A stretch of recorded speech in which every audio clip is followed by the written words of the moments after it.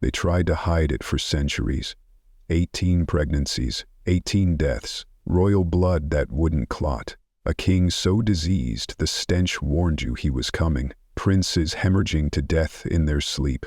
Monarchs locked away, screaming into the void. What they don't tell you in history class will haunt you. These aren't rumors. These are the medical horrors that destroyed dynasties and rewrote history. 30 royals. 30 shocking conditions. One terrifying truth. Not even a crown could save them. You won't believe number 13. This changes everything you thought you knew. Let's begin.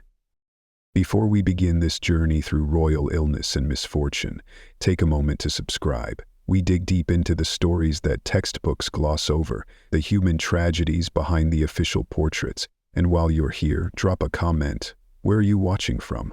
What time is it where you are? Late at night, early morning, a quiet afternoon? We won't judge. Now let's step into the Tudor world, where even kings could not escape the frailty of flesh. The story begins not with whispers in corridors, but with the overwhelming stench of rotting flesh.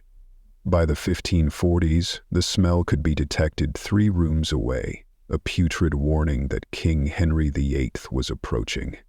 The man who had once been called the handsomest prince in Christendom, who had jousted and danced and charmed his way through his youth, had become a monument to physical decay. His legs, wrapped in bandages soaked with pus and blood, told a story of trauma, neglect, and the catastrophic failure of Tudor medicine. Henry VIII's medical nightmare began on a cold January day in 1536. He was 44 years old and still convinced of his athletic prowess. During a jousting tournament at Greenwich Palace, his horse collapsed beneath him. The full weight of both the animal and the armored rider came crashing down. Henry lay unconscious for 2 hours. When he finally woke, the damage was already spreading through his body like a slow poison. He had suffered severe concussion, and more critically, he had burst a varicose ulcer on his left leg. This was not his first jousting injury. Back in 1527, he had sustained a traumatic wound to the same leg, which had healed relatively quickly under the care of the surgeon, Thomas Vicary. But this time was different. This time the wound would never truly heal. Within months, ulcers appeared on both of Henry's legs. These were not simple cuts or abrasions. They were deep, chronic wounds that penetrated through layers of skin and tissue, creating pockets where infection could fester and multiply. In February 1541, the French ambassador wrote with barely concealed alarm that the king's life was thought to be in danger, not from fever, but from the leg which often troubles him. The ambassador noted how Henry compensated for his constant agony by eating and drinking to excess, which altered his mood dramatically. The pain was unrelenting. Medieval and Tudor medical understanding had no concept of bacteria, no antibiotics, no proper understanding of circulation or wound care. The best his physicians could offer were poultices made from herbs, honey, and bizarre concoctions that probably did more harm than good. Henry himself became obsessed with finding cures.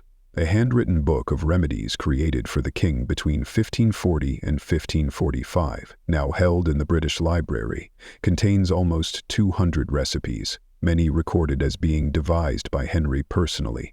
One remedy he created while staying at Hampton Court Palace was a poultice containing violet leaves, apples, mallow flowers, linseed, and a newly laid egg. This would have been applied directly to his suppurating wounds. Another recipe called for various non-toxic herbs and flowers mixed with white wine and rosewater. These treatments provided no lasting relief. The ulcers remained open, weeping, infected. His doctors repeatedly lanced them, believing it safer to keep them exposed to air rather than allowing them to close over the infection trapped inside. This was, of course, exactly the wrong approach. Modern medical historians examining Henry's case have identified several likely causes for his deteriorating condition. The 1536 fall almost certainly caused deep vein thrombosis. When combined with his increasing obesity and relative immobility, This created perfect conditions for venous disease. His legs could not properly circulate blood back to his heart. The pressure built up, especially in the lower legs and ankles. Over time, this venous hypertension damaged the skin and underlying tissue, making it fragile and prone to breakdown. Once ulcerated, the poor circulation meant the wounds could never receive adequate oxygen and nutrients to heal. But that was only part of the problem. Henry's diet was, by all accounts, catastrophic. The ordinances of Eltham document his tremendous consumption of meat and wine, his preference for high cholesterol foods. His doctors begged him to moderate his eating. He ignored them. By 1544, just 3 years before his death, Henry's final suit of armor suggests he weighed at least 300 pounds. His waist had expanded from a trim 32 inches in his youth to a staggering 52 inches. This morbid obesity accelerated peripheral vascular disease, reduced his body's ability to fight infection, and may have contributed to type 2 diabetes, though this could not be diagnosed at the time. The combination of venous insufficiency and arterial disease created a medical catastrophe. His legs swelled grotesquely. The infections became chronic and systemic. Some modern researchers have proposed another contributing factor, one that sounds almost too dramatic to believe but is supported by evidence. Henry may have suffered from growth hormone deficiency following his traumatic brain injury in 1536. The jousting accident that rendered him unconscious for 2 hours could have damaged his pituitary gland. This would explain his sudden and dramatic weight gain immediately following the accident, his decreased muscle strength, his mood changes, and perhaps even the poor healing of his leg ulcers. Growth hormone plays a crucial role in tissue repair and regeneration. Without it, wounds that should heal become chronic problems. The psychological impact was profound. Historical accounts describe Henry's sudden and terrible rages that would send his courtiers fleeing. Only his last wife, Catherine Parr, could calm him. The man who had been intellectually curious, politically astute, and culturally sophisticated became unpredictable and dangerous. Was this personality change due to chronic pain? Almost certainly. Even today, persistent pain can severely impact quality of life and mental health.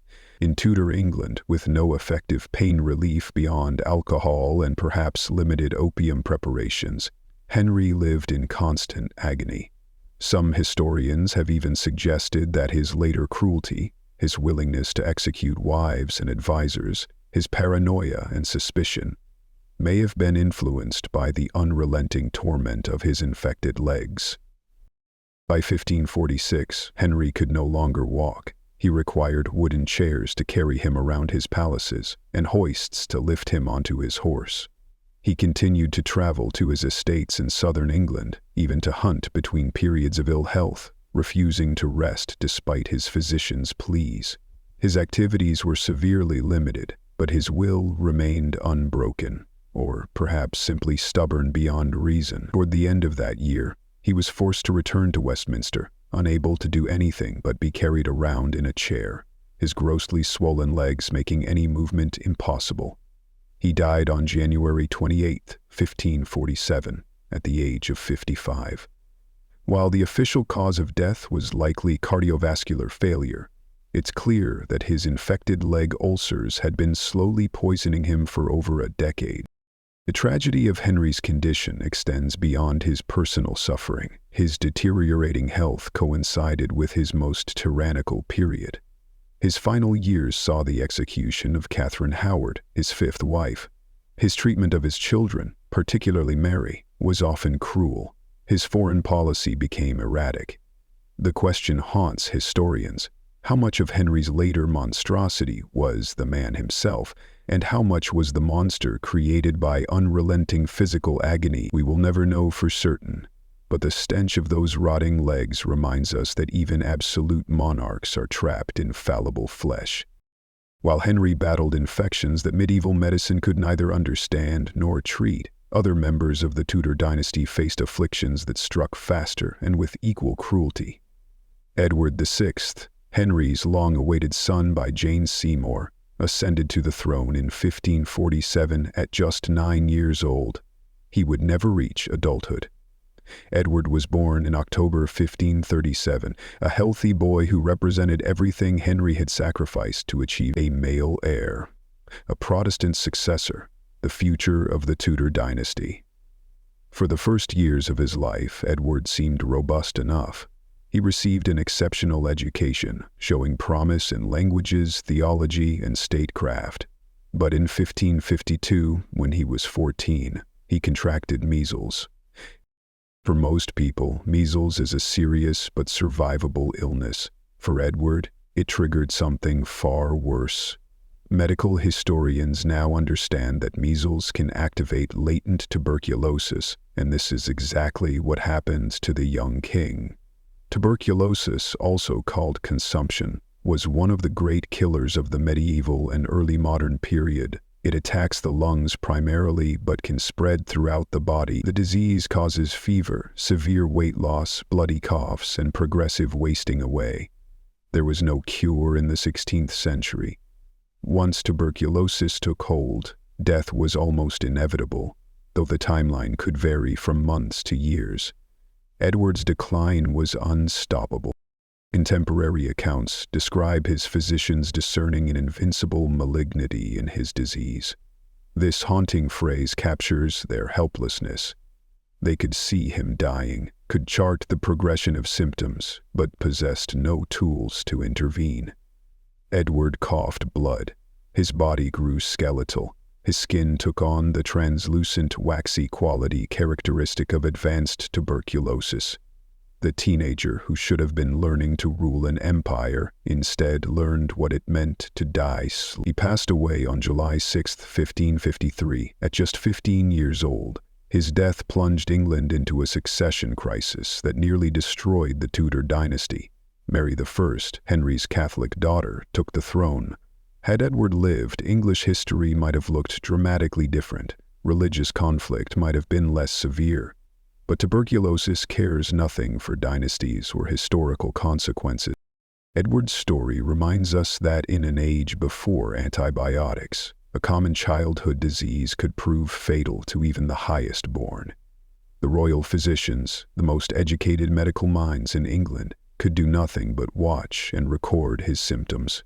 They had no microscopes to see the bacteria destroying his lungs, no X-rays to track the disease's progress, no drugs to kill the infection, just impotence dressed up in academic robes. From sons dying of infection, we turn to the women who struggled to produce those sons at all.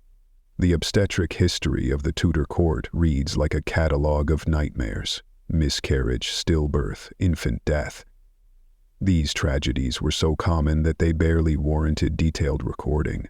Yet behind each brief mention in a chronicle lies a story of grief, physical trauma, and political vulnerability. Anne Boleyn, Henry VIII's second wife and perhaps his most famous victim, suffered multiple pregnancy losses that may have sealed her fate. Anne's first pregnancy, resulting in the birth of Princess Elizabeth in September 1533, was successful. A healthy baby girl, though not the son Henry desperately wanted. But her subsequent pregnancies told a darker story. In 1534, there are multiple references to Anne being pregnant.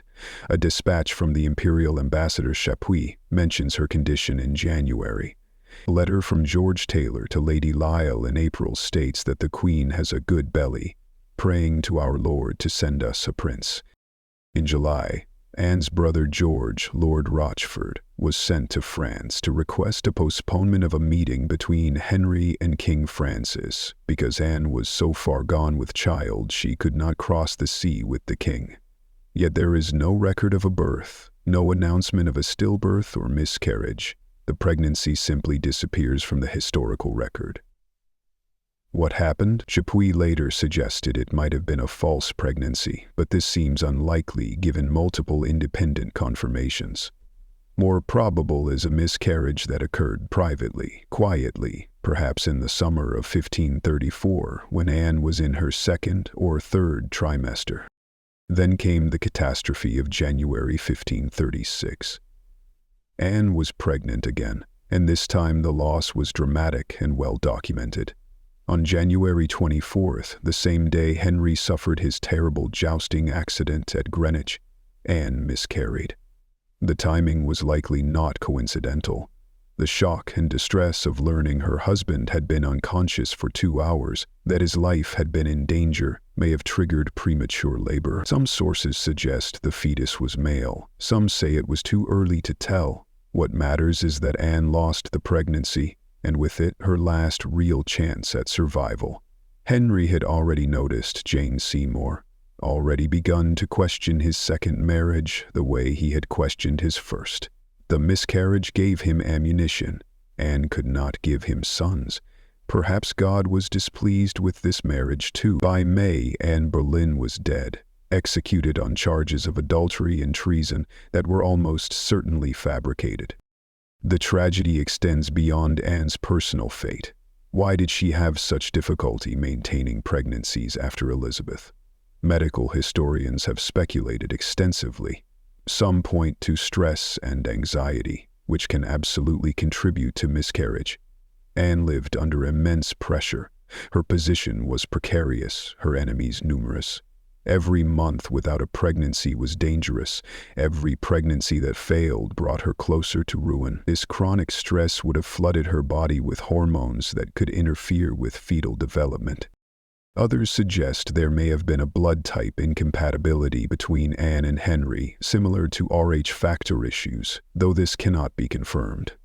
Another theory proposes that Henry himself may have had a medical condition that contributed to his wife's reproductive failures. If his blood carried a genetic abnormality or infection, this could explain the pattern of miscarriages and stillbirths that plagued not just Anne but also Catherine of Aragon before her.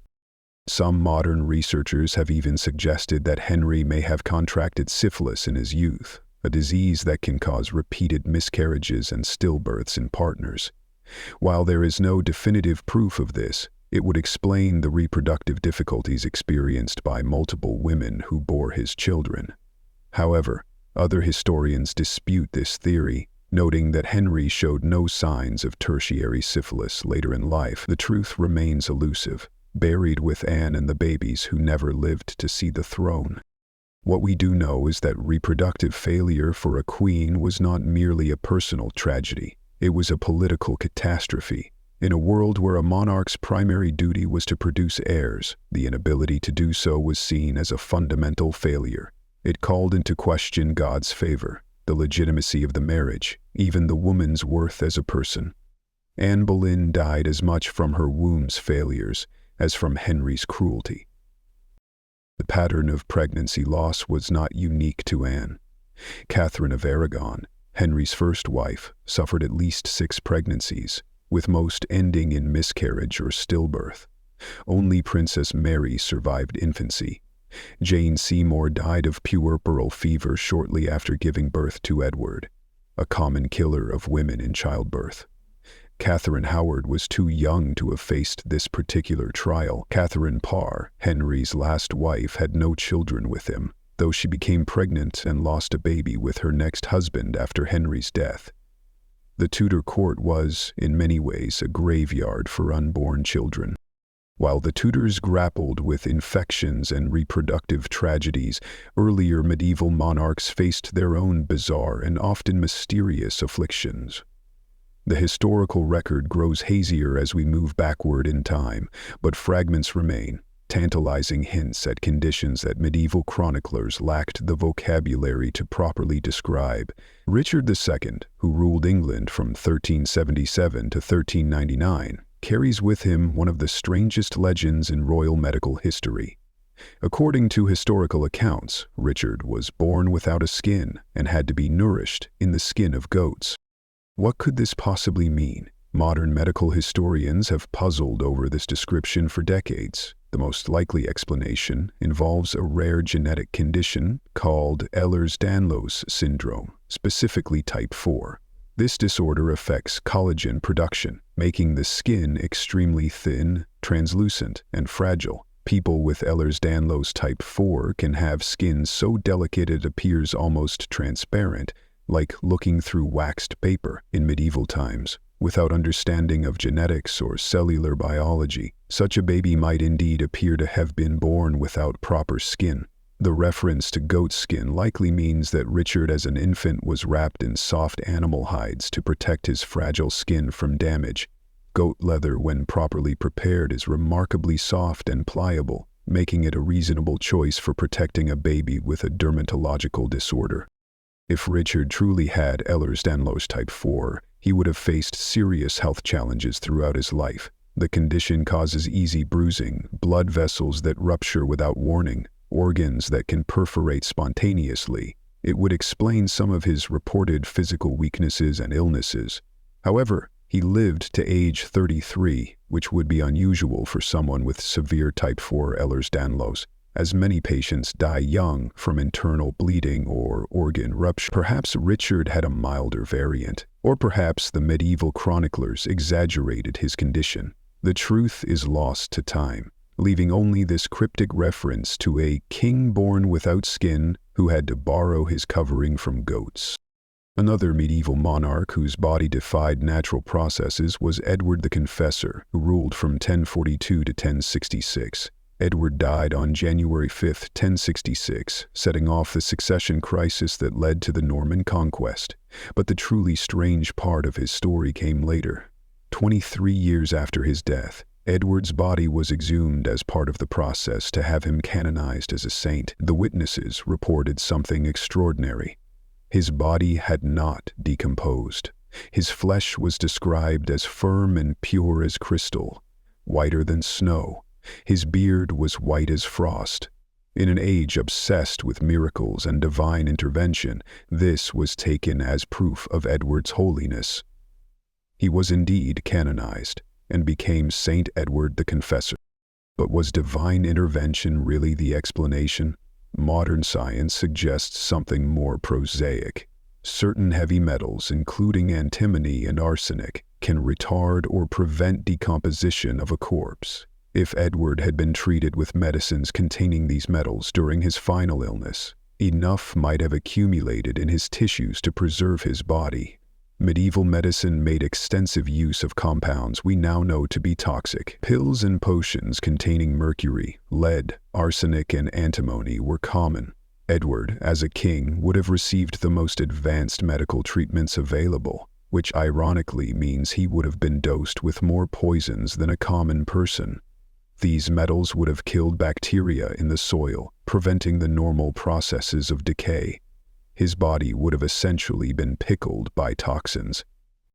There is, of course, another explanation. The witnesses may simply have been lying or mistaken, their observations colored by religious fervor and political pressure. There was a strong campaign to have Edward canonized. The Catholic Church needed English saints. Claiming his body was miraculously preserved served multiple agendas. Without photographs or independent verification, we can only speculate. But the story reminds us that medieval people interpreted medical phenomena through the lens of theology, not science. A preserved corpse was a miracle, not chemistry. An unusual skin condition was a supernatural curse, not a genetic disorder. From strange preservation, we move to spectacular trauma. Harold Godwinson, the last Anglo-Saxon king of England, is remembered by generations of British schoolchildren as the king with the arrow in his eye. The image is iconic, immortalized in the Bayeux Tapestry. On October 14, 1066, at the Battle of Hastings, Harold was struck in the face by an arrow.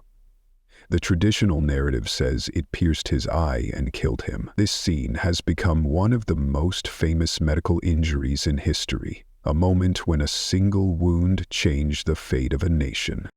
But how accurate is this story? Some modern historians have questioned whether Harold really died from an arrow to the eye, suggesting instead that he was cut down by Norman knights in the chaos of battle. The Bayeux Tapestry itself is ambiguous, with scholarly debate about which figure truly represents Harold. But the legend persists because it is dramatic, specific, and catastrophically tragic. An arrow through the eye is exactly the kind of wound that medieval chroniclers loved to record. It speaks to the randomness of battle. the way a single shaft of wood and iron can end a dynasty. Whether or not it happened precisely as described, it remains a powerful symbol of how fragile the royal body truly is. No crown can stop an arrow. No divine right can deflect a blade. The Stuarts, who succeeded the Tudors on the English throne, brought their own catalogue of medical miseries.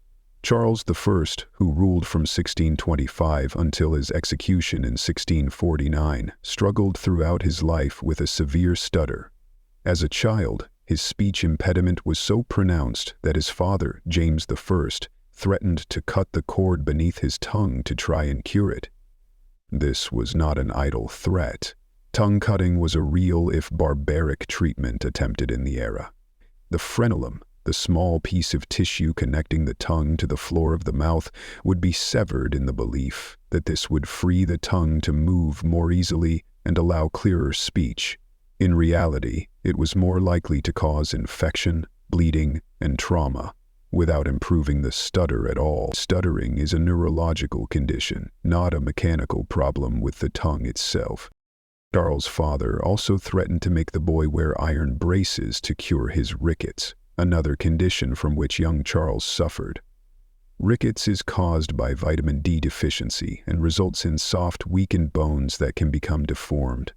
In children, it often causes knocked knees or bowed legs. Charles's legs were indeed affected, leaving him with an awkward gait throughout his life. Iron braces would have been painful and unlikely to help, but Tudor and Stuart medicine often confused correlation with causation. A child with weak legs needs stronger legs, so clamp iron around them to make them strong. The logic was superficial and the treatment ineffective. But physical ailments were not Charles's only challenge. He suffered profound emotional trauma as a child. When his father James inherited the English throne and moved the family from Scotland to London, they left 3-year-old Charles behind in Scotland. He was alone, separated from his family for 3 years. When he finally rejoined them at age 6, he entered a decadent court that must have been utterly overwhelming for a shy, sickly child with a speech impediment. His older brother Henry was charismatic, athletic, everything Charles was not. Henry bullied Charles mercilessly.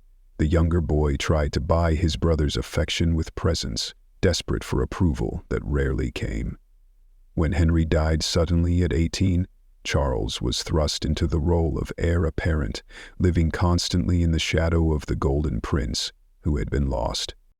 Is it any wonder that Charles stuttered? Modern understanding of speech disorders recognizes that emotional trauma, anxiety, and chronic stress can trigger or worsen stuttering. A child who feels unsafe, unloved, constantly judged, will often develop speech problems. The physical act of speaking becomes associated with fear and shame. The muscles tense, the breath becomes shallow, the words stick in the throat. For Charles, speaking was an ordeal. He could not address Parliament effectively. He could not give rousing speeches to troops before battle, the way Henry V had done at Agincourt. His inability to communicate smoothly became a political liability during the English Civil War. People who could not hear their king speak with authority found it easier to question his right to rule. Yet there is a strange coda to Charles' story. At his trial for treason and on the scaffold before his execution in January 1649, witnesses reported that he spoke without hesitation. His stutter simply vanished in his final hours. Why? Perhaps facing death gave him a clarity and calm he had never known in life. Perhaps he had accepted martyrdom and found peace in it, or perhaps the intense anger he had carried since childhood, an anger born of abandonment and bullying and never feeling good enough, finally dissipated. Some psychologists theorize that stuttering can be rooted in suppressed rage. By accepting his fate, by choosing how to face death, Charles may have released that rage and found his voice at last. He lost his head, but won back his words. These stories from Part 1, spanning medieval England through the Tudor dynasty, reveal a fundamental truth about royalty that the official portraits never show. Beneath the ermine robes and jeweled crowns were bodies as vulnerable as any peasants. more so in some ways. The very privilege that surrounded royals often made their medical care worse, not better. They were dosed with expensive poisons instead of simple remedies. They were subjected to the most advanced and therefore most dangerous treatments. Their personal suffering became matters of state. A king's infected leg could alter foreign policy. A queen's miscarriage could bring down a dynasty. A prince's tuberculosis could change the religion of a nation. And through it all, they endured in silence or in screams, trapped by duty and breeding in bodies that were often their worst enemies. The crown, it turns out, is a weight that crushes in more ways than one. From the infected wounds of Tudor kings and the stuttering voices of Stuart monarchs, we now turn to a medical mystery that would prove far more insidious, far more widespread, and ultimately far more deadly than any single royal ailment that came before. This is the story of a curse written into the very blood itself, a genetic time bomb that would tick silently through generations before exploding into tragedy. This is the story of hemophilia, the royal disease that would earn its name by devastating the crowned heads of Europe and ultimately contributing to the fall of empires. The story begins, as so many royal medical tragedies do, with Queen Victoria. Born in 1819, ascending to the throne in 1837, Victoria would rule the British Empire for more than 63 years. She presided over an age of unprecedented industrial progress, imperial expansion, and social transformation. She became the grandmother of Europe, her children and grandchildren marrying into virtually every major royal house on the continent. Through these strategic marriages, Victoria spread British influence across Europe. But she also spread something else, something invisible and deadly. Somewhere in Victoria's genetic code, probably as a spontaneous mutation, lurked a defective gene on the X chromosome.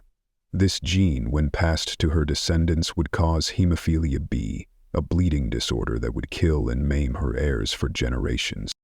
Hemophilia is a condition in which blood cannot clot properly. The body lacks certain proteins called clotting factors that are essential for stopping bleeding. There are different types of hemophilia, categorized by which clotting factor is missing or deficient. Hemophilia A involves factor VIII deficiency. Hemophilia B, also called Christmas disease, involves factor IX deficiency. Both types cause similar symptoms but are distinct conditions caused by different genetic mutation. The disease is sex-linked, carried on the X chromosome. Women have 2 X chromosomes, so if one carries the defective gene, the other can often compensate, making the woman a carrier but not a sufferer. Men have only 1 X chromosome paired with a Y, so if that single X carries the hemophilia gene, there is no backup. The man will have the disease. This genetic pattern means that hemophilia typically affects males while being passed through females. A carrier mother has a 50% chance of passing the gene to each child. Sons who inherit it will have hemophilia.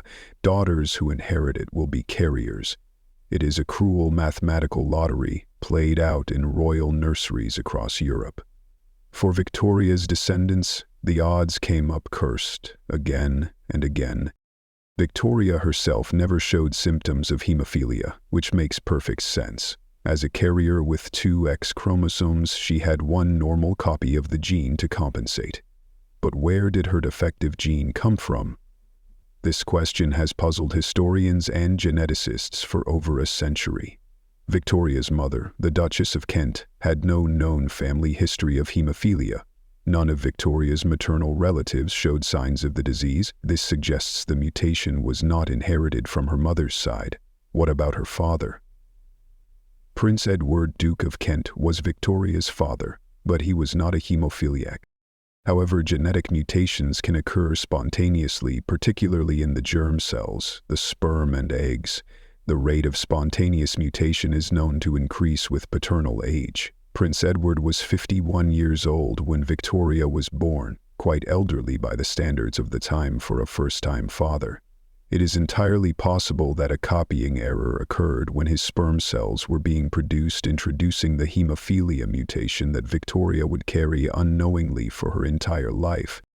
Some historians have whispered darker theories, suggesting that perhaps Victoria was not actually Edward's daughter, that her mother had an affair, and that Victoria's true father was a hemophiliac who passed the gene to her.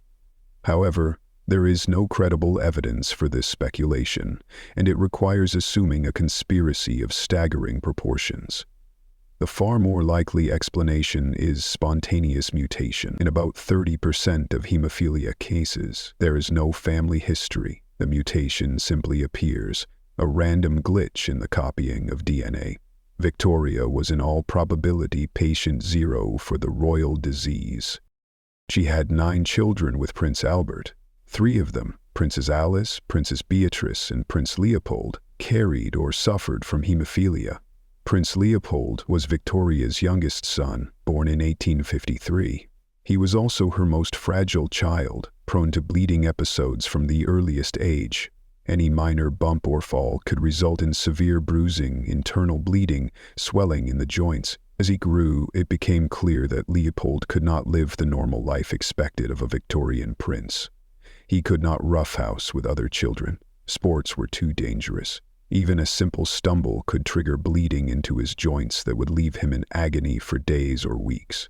The joints, particularly the knees, elbows, and ankles, would swell grotesquely. The blood trapped inside would damage cartilage and bone, eventually leading to arthritis and permanent disability.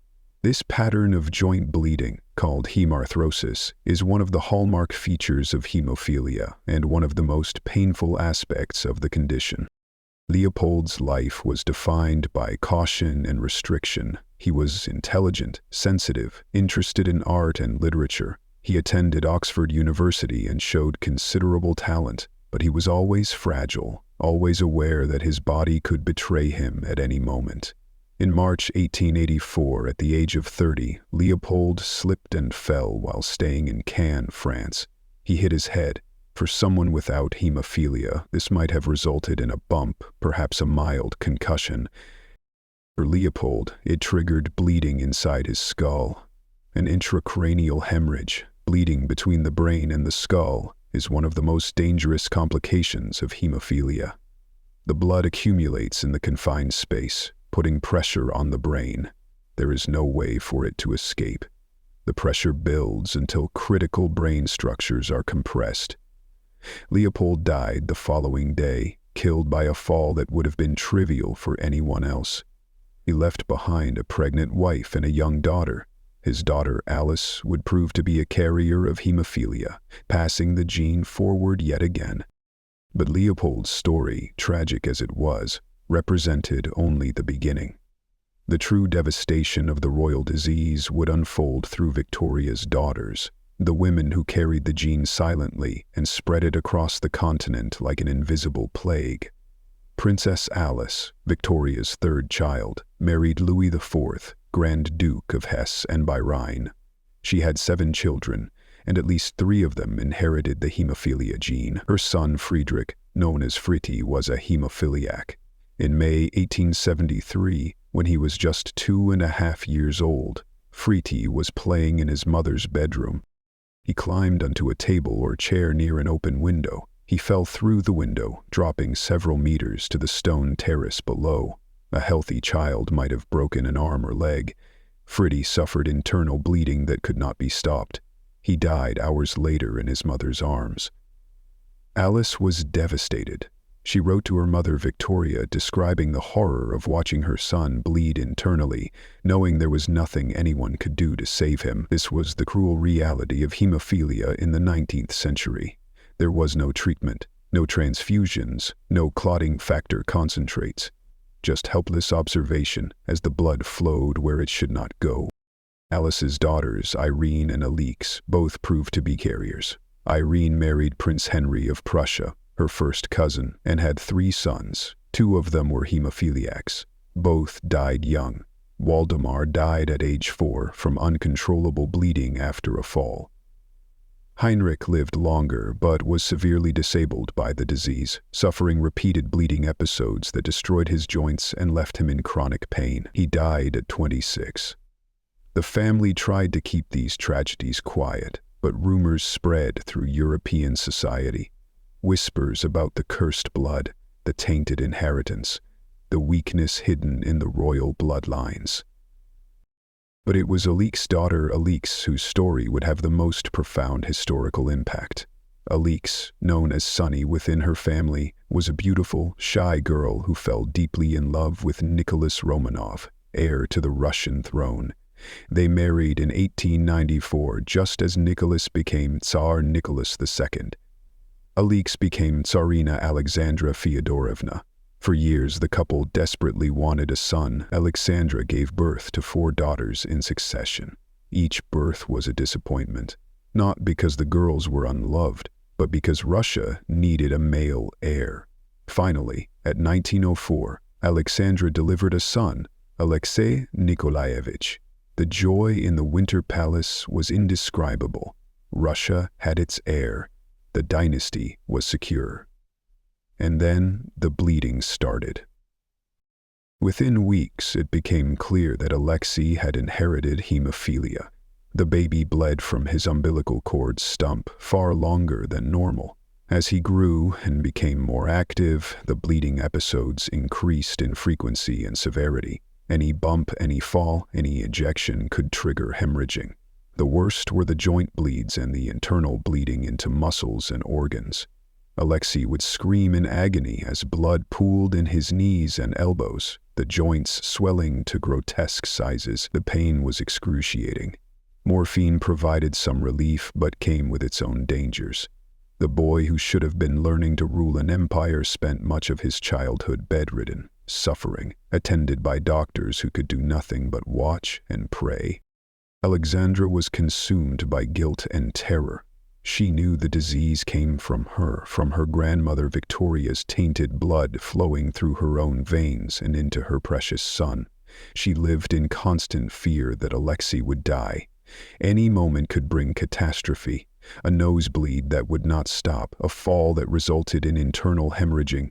The knowledge that a simple accident could kill the heir to the Russian throne tormented her. She became obsessive about protecting Alexei, restricting his activities, hovering over him. She also became increasingly religious and superstitious, desperate for any intervention that might save her son. This desperation led her to a man who would in many ways seal the fate of the Romanov dynasty, Grigory Rasputin. Rasputin was a Siberian peasant, a self-proclaimed holy man with piercing eyes and a reputation for healing. How he came to the attention of the royal family is debated, but by 1905 he had become a fixture at court, summoned whenever Alexei suffered a bleeding crisis. And here is the truly strange part. Rasputin seemed to help. On multiple occasions, when doctors had given up hope, when Alexei lay screaming in pain from internal bleeding, Rasputin would be called. He would sit with the boy, pray over him, speak in his low, hypnotic voice. And the bleeding would stop. The pain would ease. Alexei would recover. How? Modern doctors have speculated extensively. Some suggest that Rasputin simply calmed Alexandra, whose anxiety and hovering made Alexei more stressed, potentially affecting his blood pressure and worsening bleeding. When Rasputin took charge, Alexandra relaxed, Alexei relaxed, and the bleeding slowed naturally. Others propose that Rasputin may have advised discontinuing aspirin, which was commonly given for pain but actually worsens bleeding. Whatever the mechanism, the royal family believed Rasputin had miraculous powers. He became indispensable. This gave Rasputin enormous influence over Alexandra and, through her, over Nicholas. Alexandra defended Rasputin fiercely against critics who saw him as a charlatan and a threat to the monarchy. His presence at court, his alleged debauchery, his meddling in political affairs, all became subjects of scandal. The Russian aristocracy and public grew increasingly contemptuous of the imperial family, viewing them as weak, superstitious, and controlled by a mad monk. When World War I began, Nicholas took personal command of the army, leaving Alexandra to manage affairs at home. She relied heavily on Rasputin's advice for political and military appointments, many of which proved disastrous. The Tsarina, who could barely speak Russian, who was German by birth, who was seen as strange and aloof, now appeared to be making decisions based on the counsel of a peasant mystic. Public opinion turned violently against the monarchy. In December 1916, a group of nobles, desperate to save the monarchy by removing Rasputin's influence, lured him to a palace and murdered him in a scene so bizarre it has become legendary. They poisoned him. He survived. They shot him. He got up. They shot him again and again. They beat him. Finally, they threw him through the ice into the freezing Neva River, where he drowned. But removing Rasputin did nothing to save the Romanovs. Revolution swept through Russia in 1917. Nicholas abdicated. The family was imprisoned, moved from place to place, and finally, in July 1918, they were executed by Bolshevik revolutionaries in a basement in Ekaterinburg. Alexei was 13 years old. He was shot multiple times, his fragile hemophiliac body ending not from the disease that had tormented him all his life, but from bullets in a senseless massacre. In the 1990s, after the fall of the Soviet Union, the remains of the Romanov family were discovered in a shallow grave. DNA testing confirmed their identities. Further genetic analysis in 2009 finally proved what had long been suspected. Alexei did indeed have hemophilia B. The specific mutation matched the one that traced back to Queen Victoria. His mother Alexandra was confirmed as a carrier, as was her daughter Anastasia, whose remains were also tested. The royal disease had been definitively identified at the molecular level nearly a century after it had helped topple an empire. Historians have long debated how much hemophilia contributed to the fall of the Romanovs. Some argue it was merely one factor among many, that revolution was inevitable given the social and economic conditions in Russia. Others contend that Alexei's illness was crucial. It brought Rasputin to court. It isolated Alexandra. It made the royal family appear cursed and weak. It distracted Nicholas from governance. Hemophilia did not cause the Russian Revolution, but it created conditions that made revolution more likely. A genetic disorder, invisible and inherited, helped reshape the 20th century. While the Russian branch of Victoria's family tree was collapsing in revolution and murder, the disease continued its inexorable spread through other royal houses. Princess Beatrice, Victoria's youngest daughter, was also a carrier. She married Prince Henry of Battenberg and had 4 children. Her sons, Leopold and Maurice, were hemophiliacs. Leopold died at age 32 during a hip surgery. The operation itself was successful, but he bled to death afterward. Maurice was killed in World War I, but he had suffered from hemophilia throughout his short life, his military service constantly complicated by his condition. Beatrice's daughter, Victoria Eugenie, known as Enna, married King Alfonso XIII of Spain in 1906. She brought hemophilia to the Spanish royal house, and with it, tragedy. Enna and Alfonso had 7 children. 2 of their sons, Alfonso and Gonzalo, had hemophilia. Both died as a result of bleeding episodes. Alfonso, the heir, was in a car accident in 1938. He was bleeding internally. In a healthy person, this might have been survivable. For a hemophiliac, it was a death sentence. He bled to death at the age of 31. His brother Gonzalo died in a similar car accident in 1934 at just 20. The crashes were not particularly severe, but for boys with hemophilia, even moderate trauma could be lethal. The Spanish royal family, like the Russian before them, seemed cursed. King Alfonso blamed Enna for bringing the diseased blood into his family. Their marriage, which had begun with love and hope, deteriorated into bitterness and recrimination. When the Spanish monarchy fell during the political upheavals of the 1930s, Alfonso went into exile. Enna lived until 1969, long enough to see hemophilia treatable with modern medicine, but too late to save her sons. Gonzalo, who died in 1934, is believed to be the last royal descendant of Queen Victoria to die from hemophilia. After him, The gene seems to have disappeared from the European royal families, or at least gone silent. This does not mean it is gone forever. Hemophilia is a recessive trait carried on the X chromosome. A woman can be a carrier without showing symptoms if Victoria's female descendants continue to marry and have children. It is entirely possible that the gene still lurks in some family lines, hidden in women who do not know they carry it, waiting to emerge if a son inherits the wrong X chromosome. Hundreds of descendants of Queen Victoria are alive today, scattered through aristocratic families across Europe. Statistically, some of them almost certainly carry the gene, though none has publicly acknowledged having hemophilia or being a carrier in recent decades. The story of the royal disease is also a story of medical progress and the lack thereof. In the 19th century, when Victoria's descendants first began showing symptoms, hemophilia was poorly understood. Doctors knew that some people bled easily and could not stop bleeding, but they did not know why. They had no concept of clotting factors, no understanding of genetics, no way to test for the condition except by observing symptoms. Treatment was essentially non-existent. Patients were told to avoid injury, but beyond that, medicine had nothing to offer. Children with hemophilia were wrapped in protective padding, forbidden from running or playing, their childhoods stolen by fear of bleeding. When bleeding did occur, doctors could only apply pressure, ice, and hope. Internal bleeding was especially terrifying because there was no way to stop it. When the bleeding began, people were told, well, bring it. A bleeding joint would be wrapped and elevated. A patient bleeding into the abdomen or brain could only be watched as they died slowly and painfully. By the early 20th century, doctors had begun to understand that hemophilia involved problems with blood clotting, but they still could not effectively treat it.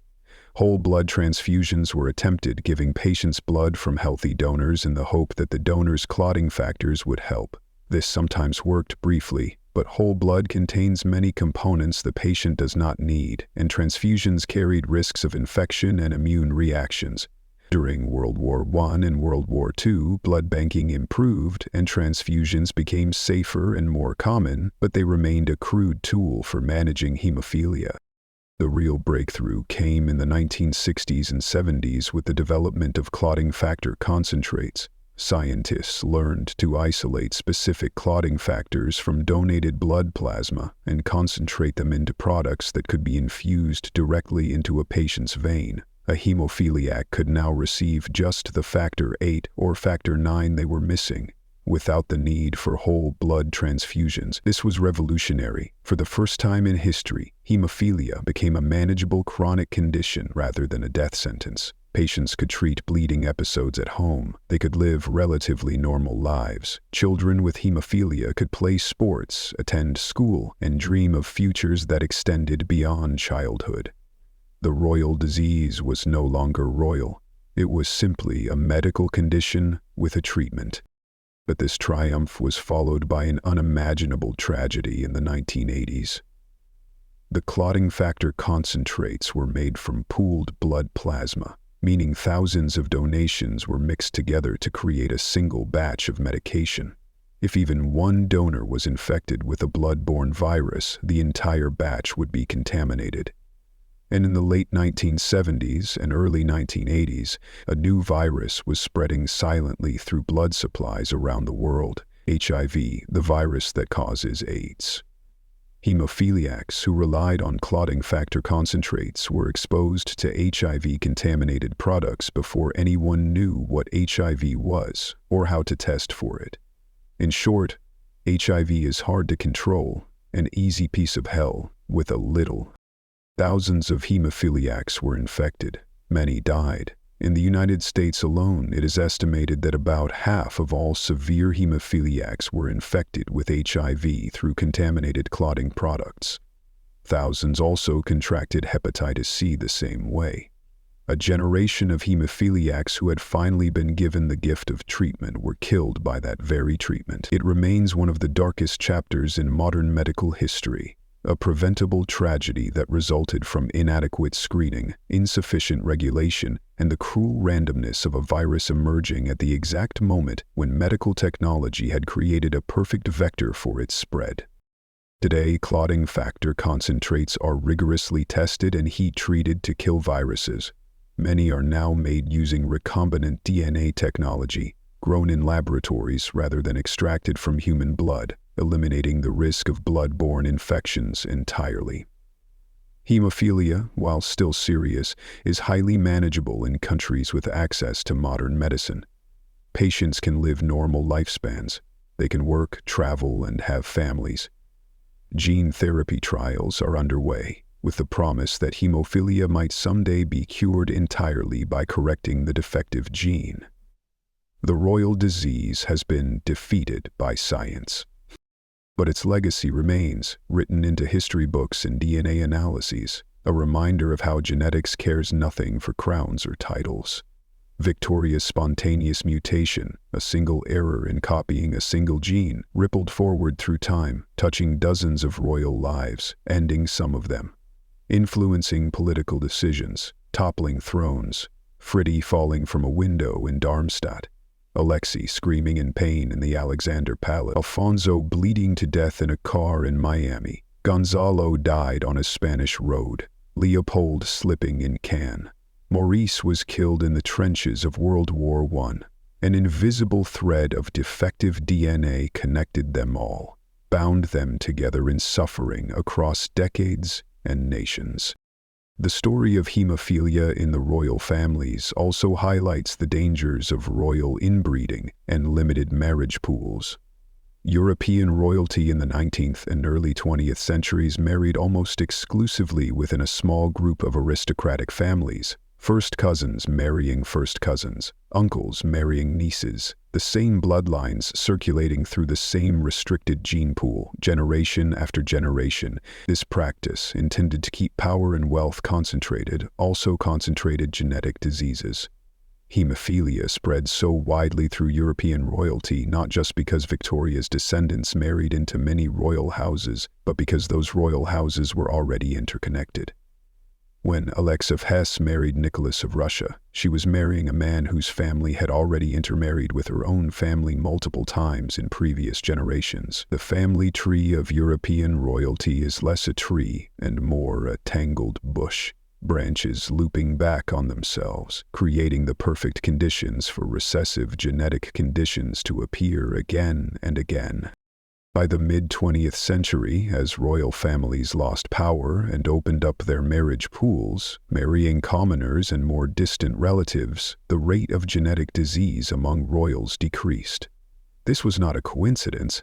Genetic diversity is protective. When you marry someone genetically distant from yourself, your children get two very different sets of genes. If one gene is defective, the other can compensate. But when closely related people marry, they share many of the same genes, including potentially the same defective ones. Their children have less genetic diversity and higher chances of inheriting two copies of a harmful recessive gene, or, in the case of X-linked conditions like hemophilia, inheriting the one defective X chromosome with no backup. The royal families learned this lesson the hard way, through coffins that were far too small and heirs who bled to death on ballroom floors. Queen Victoria died at 1901 at Osborne House on the Isle of Wight.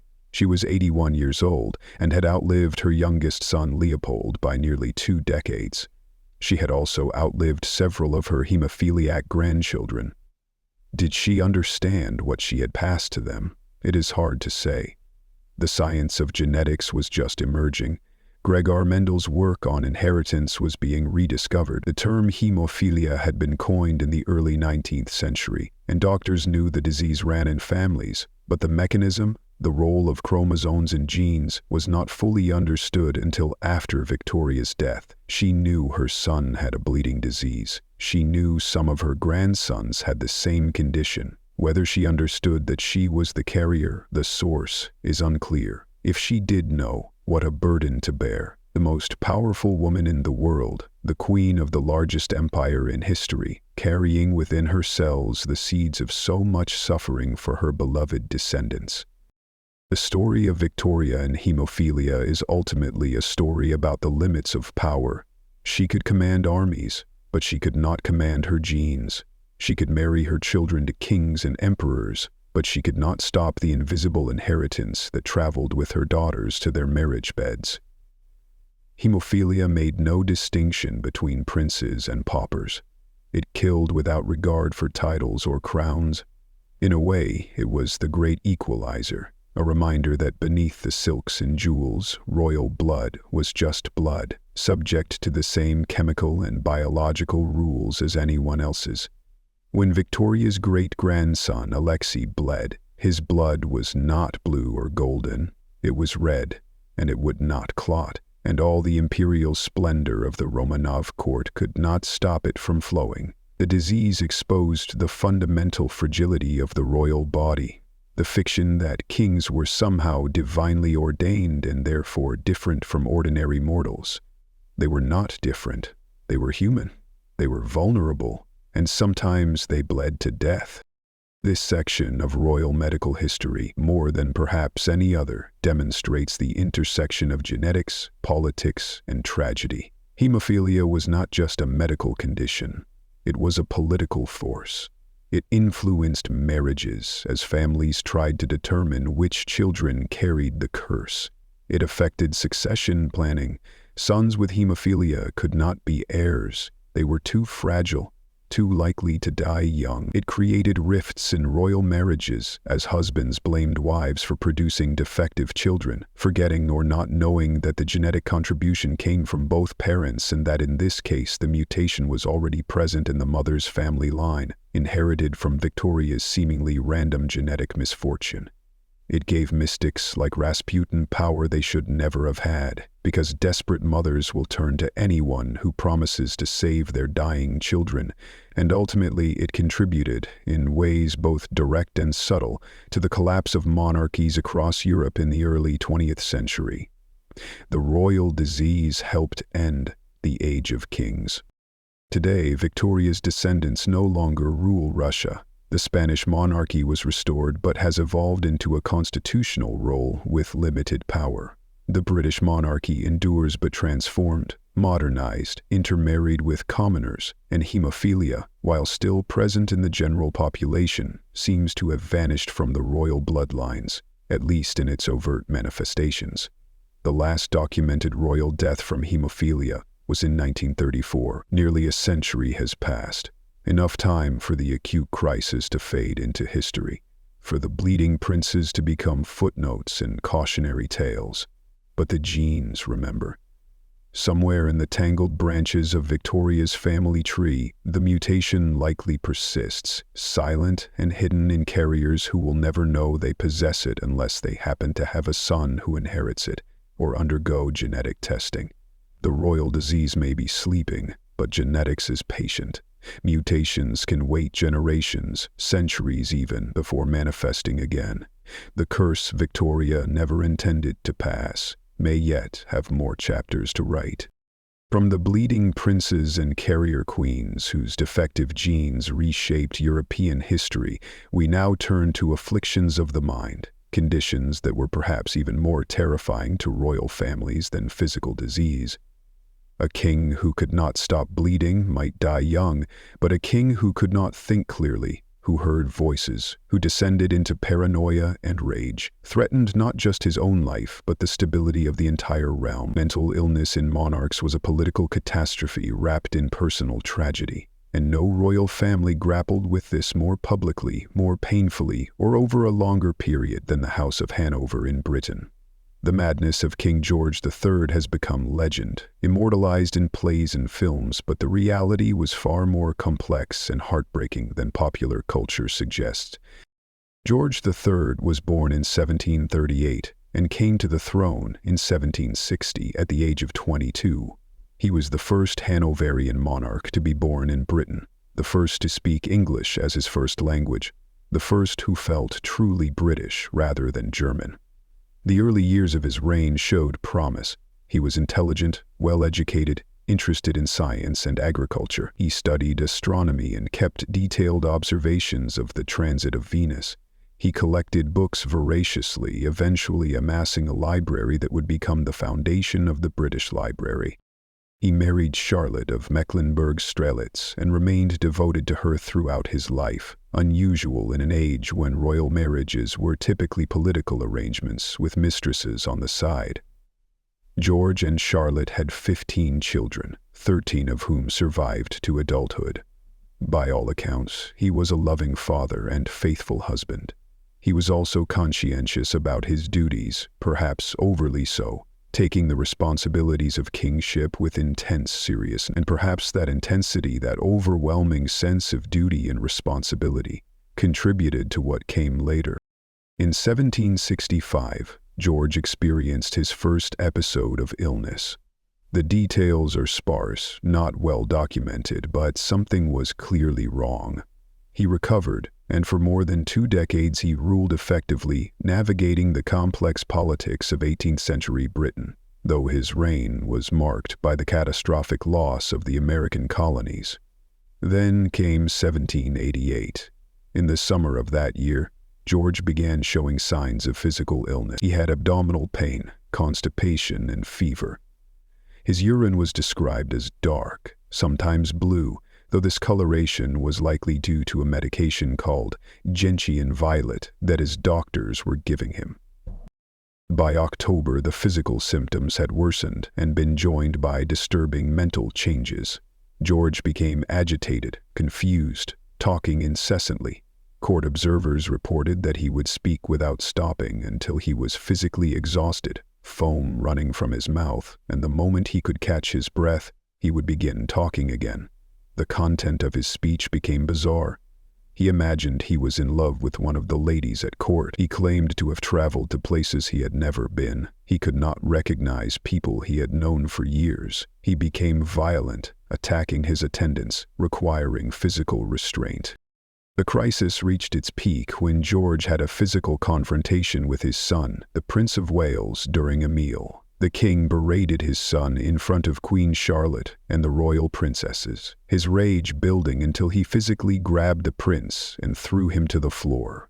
This incident made clear that George could no longer be left alone with his family or advisors. He was a danger to himself and others. He was taken to Kew, to a building called the White House that stood next to what is now known as Kew Palace.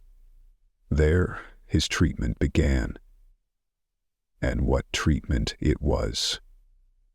George's physicians, the most educated medical minds in England, subjected him to tortures that could have come from a medieval dungeon. Dr. Francis Willis and his sons, who specialized in treating mental disorders, took charge of the king's care. Their methods were based on the theory that madness was a failure of willpower and self-control that could be broken through dominance and fear. George was put in a straitjacket, a restrictive garment that immobilized his arms and torso. He was strapped to a chair for hours at a time, forced to sit motionless. When he refused to eat, he was force-fed. When he spoke inappropriately, he was gagged. He was blistered, a process by which caustic powder was applied to his legs until the skin formed blisters and wept fluid. The theory was that this would draw out the illness, literally drain the madness from his body through the wounds. It was agony. He was given emetics to make him vomit, purges to cause diarrhea, all in the name of rebalancing his humors according to outdated medieval medical theories. His head was shaved. He was bled regularly, physicians opening his veins to let out what they believed was corrupted blood. Imagine being a king, the ruler of a global empire, and being reduced to this? Strapped down, force-fed, blistered, bled, treated like a dangerous animal rather than a human being. The humiliation compounded the suffering. And yet, after several months of this brutal treatment, George recovered. By February 1789, he was lucid again, able to resume his duties. Was it the treatment that cured him? Almost certainly not.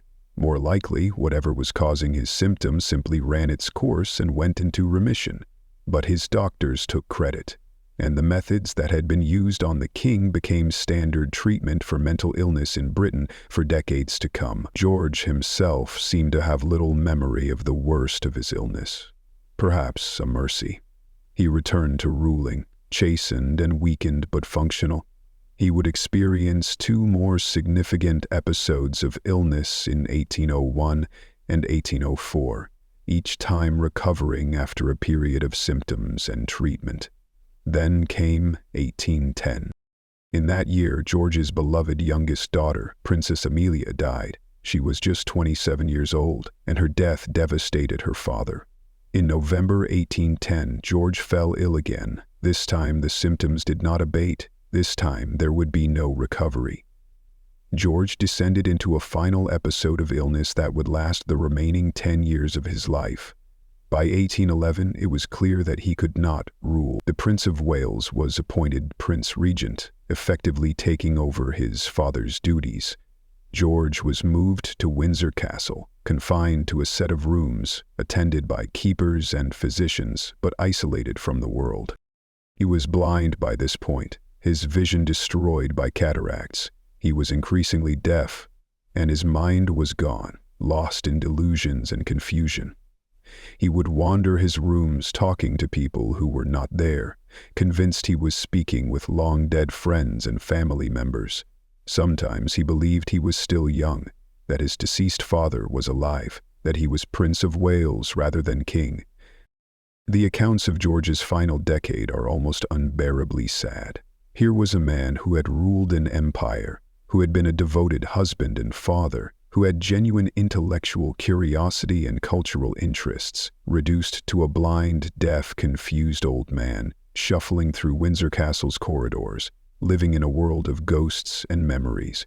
He would sometimes play his harpsichord for hours, improvising music that no one but his attendants would hear. He wore a purple dressing gown and grew his beard long and white. He looked like a biblical prophet or a mad wizard from a fairy tale. His family rarely visited. His son, the Prince Regent, largely ignored him. George had become an embarrassment, hidden away, his existence acknowledged, but his presence unwanted. He died on January 29, 1820, at the age of 81.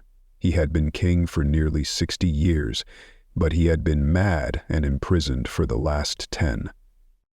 For more than a century and a half after his death, the diagnosis was simple. George III was insane. He suffered from madness, probably hereditary, perhaps brought on by the stress of losing America.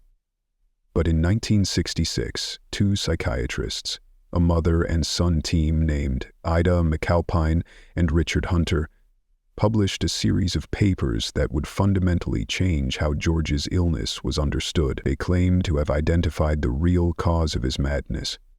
Not mental illness at all, they argued, but a physical disease called porphyria.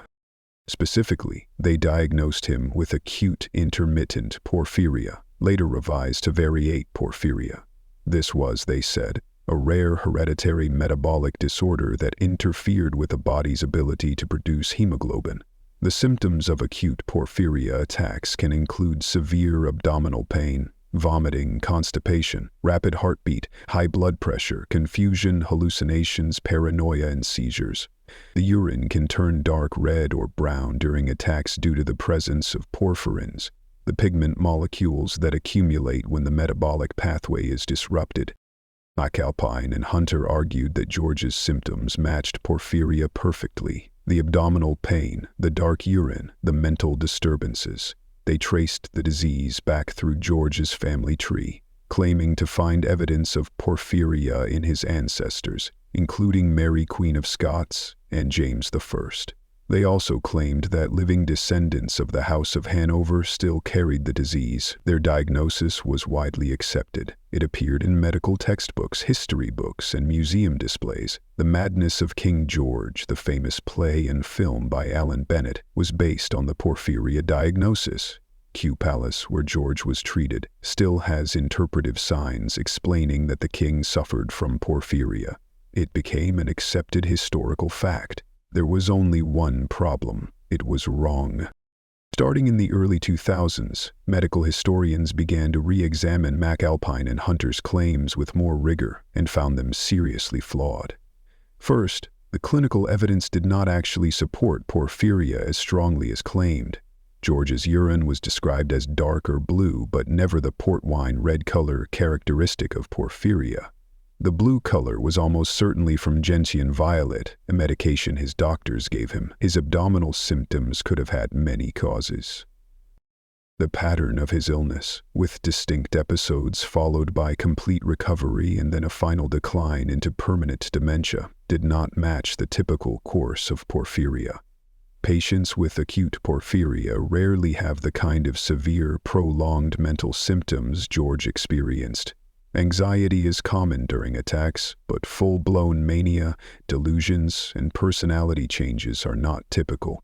Moreover, porphyria attacks are usually triggered by specific factors, like certain medications, alcohol, fasting, or stress. George's episodes did not show a clear pattern of triggers.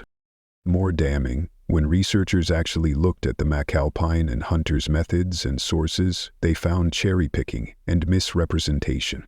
The mother and son team had gone through more than 100 volumes of medical notes about George's illnesses, housed in various archives, but they selectively reported only the symptoms that fit their porphyria diagnosis, while ignoring or downplaying symptoms that did not fit.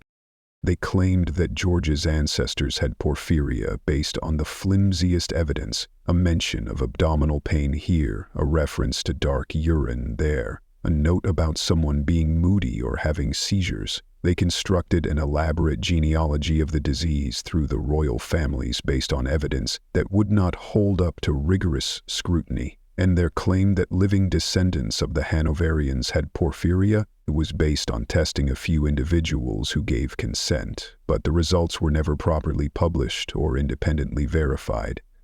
The entire edifice of the porphyria diagnosis was built on shaky foundations. Though if not porphyria, then what? In 2011, a team of researchers at St. George's University of London applied modern computer analysis to George's own letters, using a technique called machine learning to identify linguistic patterns. They analyzed George's writing from periods when he was well and compared it to his writing from periods when he was ill. The differences were striking. When unwell, George wrote very differently. His sentences became enormously long, sometimes 400 words without a break. He used less rich vocabulary and fewer adverbs. His handwriting deteriorated.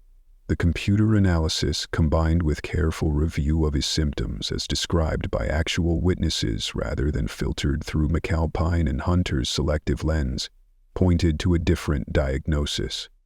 Bipolar disorder, specifically bipolar 1 with acute mania. The manic phase of bipolar disorder is characterized by elevated or irritable mood, increased energy, rapid speech, racing thoughts, decreased need for sleep, impulsivity, poor judgment, sometimes delusions and hallucinations. Severe manic episodes can be indistinguishable from other forms of psychosis. Patients talk incessantly, they become hypersexual, they make grandiose claims, they lose touch with reality. This matches George's documented symptoms far better than porphyria does. His episodes were characterized by extreme agitation, non-stop talking, inappropriate sexual comments, delusions, and loss of insight. Between episodes, he was completely normal, able to rule effectively, showing no signs of illness. This pattern of discrete episodes of mania, interspersed with periods of normal function or depression, is classic bipolar disorder. And his final decade? That was likely dementia, possibly caused in part by the repeated severe manic episodes, which can cause neurological damage over time through a process called neurotoxicity. The stress of repeated episodes of acute mania, combined with his age and possibly vascular problems, led to permanent cognitive decline. There is one more twist to George's story. In 2005, researchers analyzed strands of George's hair that had been preserved in archives. They found extraordinarily high levels of arsenic. Arsenic, it turns out, was a common ingredient in the medicines George's doctors gave him. Emetic tartar, which he received in large doses during his illnesses, contained arsenic. The very treatments meant to cure him were poisoning him. Arsenic poisoning can cause abdominal pain, vomiting, confusion, and worsens porphyria attacks if someone actually has porphyria. But it can also cause neurological problems and mental disturbances on its own. So George may have been suffering from bipolar disorder, made worse by iatrogenic arsenic poisoning from his doctor's well-intentioned but harmful treatments. He was mad, yes, but the madness may have been compounded by the very people trying to heal him. The story of George III's mental illness is important not just as medical history, but as a window into how society understood and mistreated mental disorders. In the 18th and early 19th centuries, mental illness was seen as a moral failing, a weakness of character, or demonic possession. The idea that the mind could be sick, the same way the body could be sick, was not widely accepted. Treatment focused on breaking the patient's will, dominating them, forcing them back into sanity through punishment and fear. Restraints, beatings, cold baths, deliberate pain, all were considered appropriate treatments. The belief was that mad people needed to be reminded that they were accountable for their behavior, that they could choose sanity if they tried hard enough. This was, of course, nonsense. Mental illness is not a choice. You cannot will yourself out of bipolar disorder any more than you can will yourself out of tuberculosis. But without understanding the biological basis of mental illness, 18th century doctors resorted to brutality. George's illness also raised profound constitutional questions. What happens when a monarch loses his mind? Who rules? The Regency crisis of 1788 to 1789 was a major political event. Parliament had to decide whether to declare George permanently incapacitated and install the Prince of Wales as regent, or to wait and hope for recovery. Different political factions supported different approaches, seeing opportunity for their own advancement. The whole episode revealed how fragile the system was, how much depended on the mental and physical fitness of a single individual. When George recovered, the crisis passed, but it had exposed a weakness in monarchical government that would eventually contribute to the shift toward constitutional monarchy, where real power lay with Parliament rather than the Crown. George III was not the only British monarch to struggle with mental affliction, though his was the most extensively documented and debated. His grandfather, George I, and his father, George II, both showed signs of mood disorders and behavioral problems, suggesting that there may indeed have been a hereditary component to George III's condition, though not the porphyria that McAlpin and Hunter claimed. Going further back, the Stuart dynasty also had its share of mental instability. James I, who ruled from 1603 to 1625, displayed increasingly erratic behavior as he aged. Contemporary accounts describe him as paranoid, prone to sudden rages, physically awkward to the point of falling off his horse repeatedly, and suffering from what appeared to have been tremors or seizures. By the end of his life, James had severe arthritis that left him skeletal and barely able to move. He had sores in his mouth that made eating difficult. His mental faculties deteriorated rapidly. He could not recognize people. He was described as being like a child. He suffered what may have been multiple small strokes that caused vascular dementia. Some historians have argued that James, like his descendant George III, suffered from porphyria, pointing to similar symptoms, but the evidence is even weaker for James than it was for George. More likely, James suffered from a combination of conditions common in old age: arthritis, vascular disease, and age-related cognitive decline, possibly complicated by untreated infections or the toxic effects of medications, which could have complicated treatment, and a clinical unstable relationship. He died in 1625, unable to talk or swallow. His body and mind both failed. His son, Charles I, witnessed his father's decline and learned from it a terror of appearing weak or incompetent. This may have contributed to Charles's rigid authoritarian approach to kingship, his refusal to compromise, his determination to project strength at all costs. He had seen what happened when a king appeared feeble. He would not repeat his father's mistakes. Instead, he would make his own, losing his head on a scaffold in 1649. Charles I's story connects to another aspect of royal mental health, the psychological impact of trauma and family dysfunction on young princes and princesses. Charles, as we discussed in Part 1, suffered from a severe stutter and physical disabilities including rickets. But his psychological wounds may have been even deeper. Abandoned by his family when they moved from Scotland to England, left behind for 3 years, bullied by his older brother, forced to live in the shadow of a dead sibling, Charles grew up anxious, insecure, desperate for approval yet incapable of asking for it directly. His stutter was almost certainly a manifestation of this emotional trauma. Speech disorders in children often have psychological components, triggered or worsened by stress, anxiety, and feeling unsafe. Charles's inability to speak fluently in public was a major political handicap.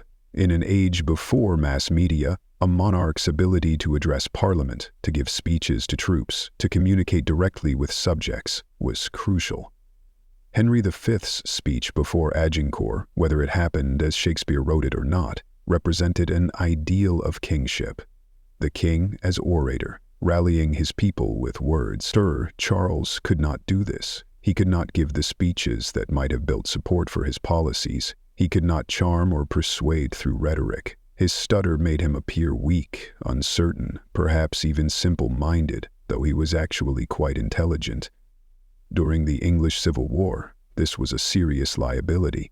His parliamentary opponents could speak eloquently about liberty and rights and the rule of law. Charles struggled to respond coherently in public settings. The stutter that had plagued him since childhood, born of trauma and anxiety, contributed to his political isolation and ultimate downfall. And yet in his final hours, the stutter vanished. At his trial for treason, Charles spoke clearly and forcefully in his own defense. On the scaffold, moments before his execution, he delivered a speech that witnesses described as eloquent and unstuttered. He declared calmly, "I go from a corruptible to an incorruptible crown, where no disturbance can be, no disturbance in the world." What has changed? Psychologists have theorized that Charles's stutter may have been rooted in suppressed rage, in the anger of a small boy abandoned and bullied, an anger he could never safely express. By accepting his fate, by choosing martyrdom, he may have released that rage. Or perhaps, facing death, he simply stopped caring about how others judged him. The anxiety that had strangled his voice for 48 years evaporated when he knew he had only minutes to live. He found his voice when it no longer mattered. From the 17th century Stuarts, we move to the 19th and 20th centuries to examine another speech disorder that affected British royalty. One that would become famous through film but was deeply painful for the man who lived with it. George VI, born Prince Albert in 1895, never expected to be king. He was the second son of George V. His older brother David, who would become Edward VIII, was heir to the throne. Albert, called Bertie by his family, could live in the shadows, which suited him perfectly because he was painfully shy and suffered from a debilitating stutter. The origins of his speech impediment likely lay in his childhood. His father, George V, was a harsh, frightening man who believed in strict discipline and showed little affection. He once said, "My father was scared of his father, I was scared of my father, and I am damned well going to see that my children are scared of me." He succeeded. Young Bertie lived in fear of his father's disapproval. Making matters worse, George V was left-handed but was forced to write with his right hand, a common practice at the time. This forced-handedness can cause neurological stress and has been linked to speech disorders. Bertie also had knock knees, a condition where the knees angle inward. His father had him put in painful splints to straighten his legs. His nanny was cruel, allegedly pinching him before handing him to his mother so that he would cry, prompting his mother, the formidable Queen Mary, to hand him back. The nanny was eventually dismissed, but the damage was done. Bertie's early years were marked by physical pain, emotional neglect, and constant fear of punishment. Is it any wonder he developed a stutter? By the time he was a young adult, Bertie's stutter was severe. In 1925, he was asked to give a closing speech at the British Empire exhibition at Wembley Stadium. It was a disaster. He stood before a huge crowd and struggled through the speech, pausing for agonizing seconds, unable to get words out, his face contorting with effort. Listeners squirmed in embarrassment. Bertie was humiliated. He began to dread public speaking, which was increasingly required as radio became the primary means of communication between the monarchy and the public. King George V understood that radio would change everything, that the royal family would need to enter people's homes through their wireless sets. But how could Bertie fulfill royal duties when he could barely speak? In 1926, Bertie's wife Elizabeth, later known as the Queen Mother, found a solution. She heard about an Australian speech therapist named Lionel Logue, who had helped soldiers suffering from shell shock and speech problems after World War I.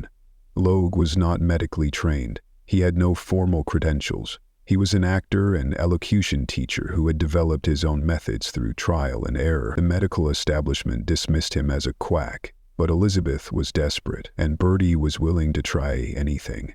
Their first meeting was unconventional.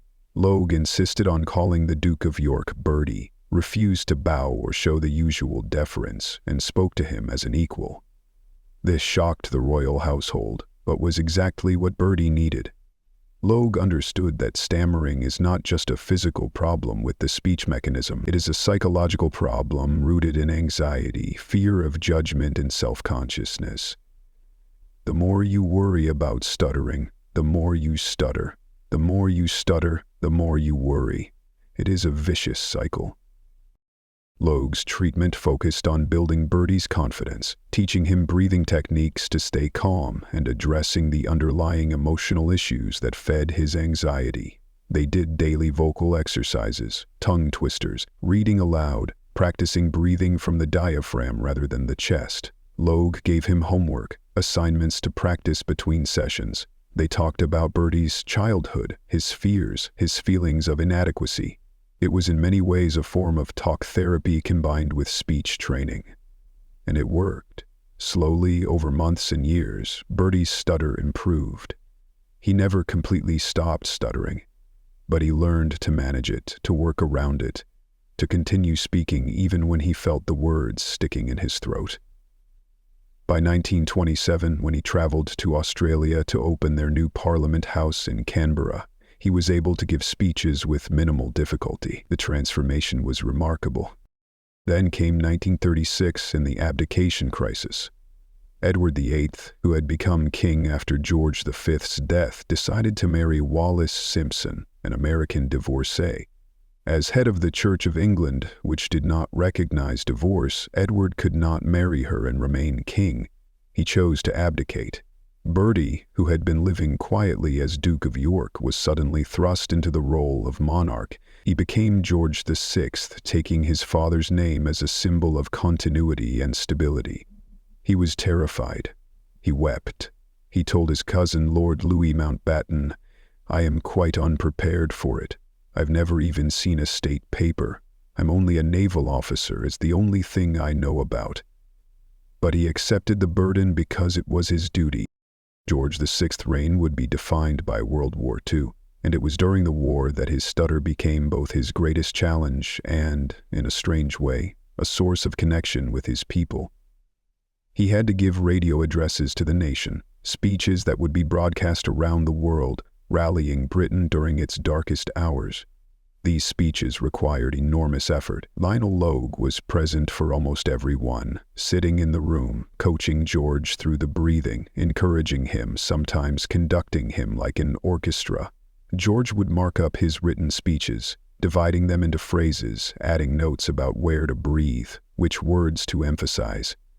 It was meticulous preparation, and it was never easy, but he did it. His wartime speeches, delivered in his slow, careful, slightly halting manner, resonated with people precisely because they were not smooth and polished. You could hear the effort, you could hear that speaking was difficult for him, and that made him seem brave, vulnerable and human. He was a king who struggled just like ordinary people struggled. His stutter made him relatable in a way that easy eloquence could never have achieved. His stutter made him relatable in a way that easy eloquence could never have achieved. George VI continued to work with Logue throughout the war and beyond, though by 1944 he was finally confident enough to give a speech without Logue present. It went well. The long partnership had given him the tools he needed to manage his condition.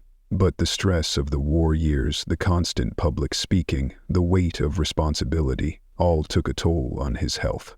George had been a heavy smoker for years, and in 1948 he was diagnosed with arteriosclerosis and Buerger's disease, circulatory problems likely caused by smoking.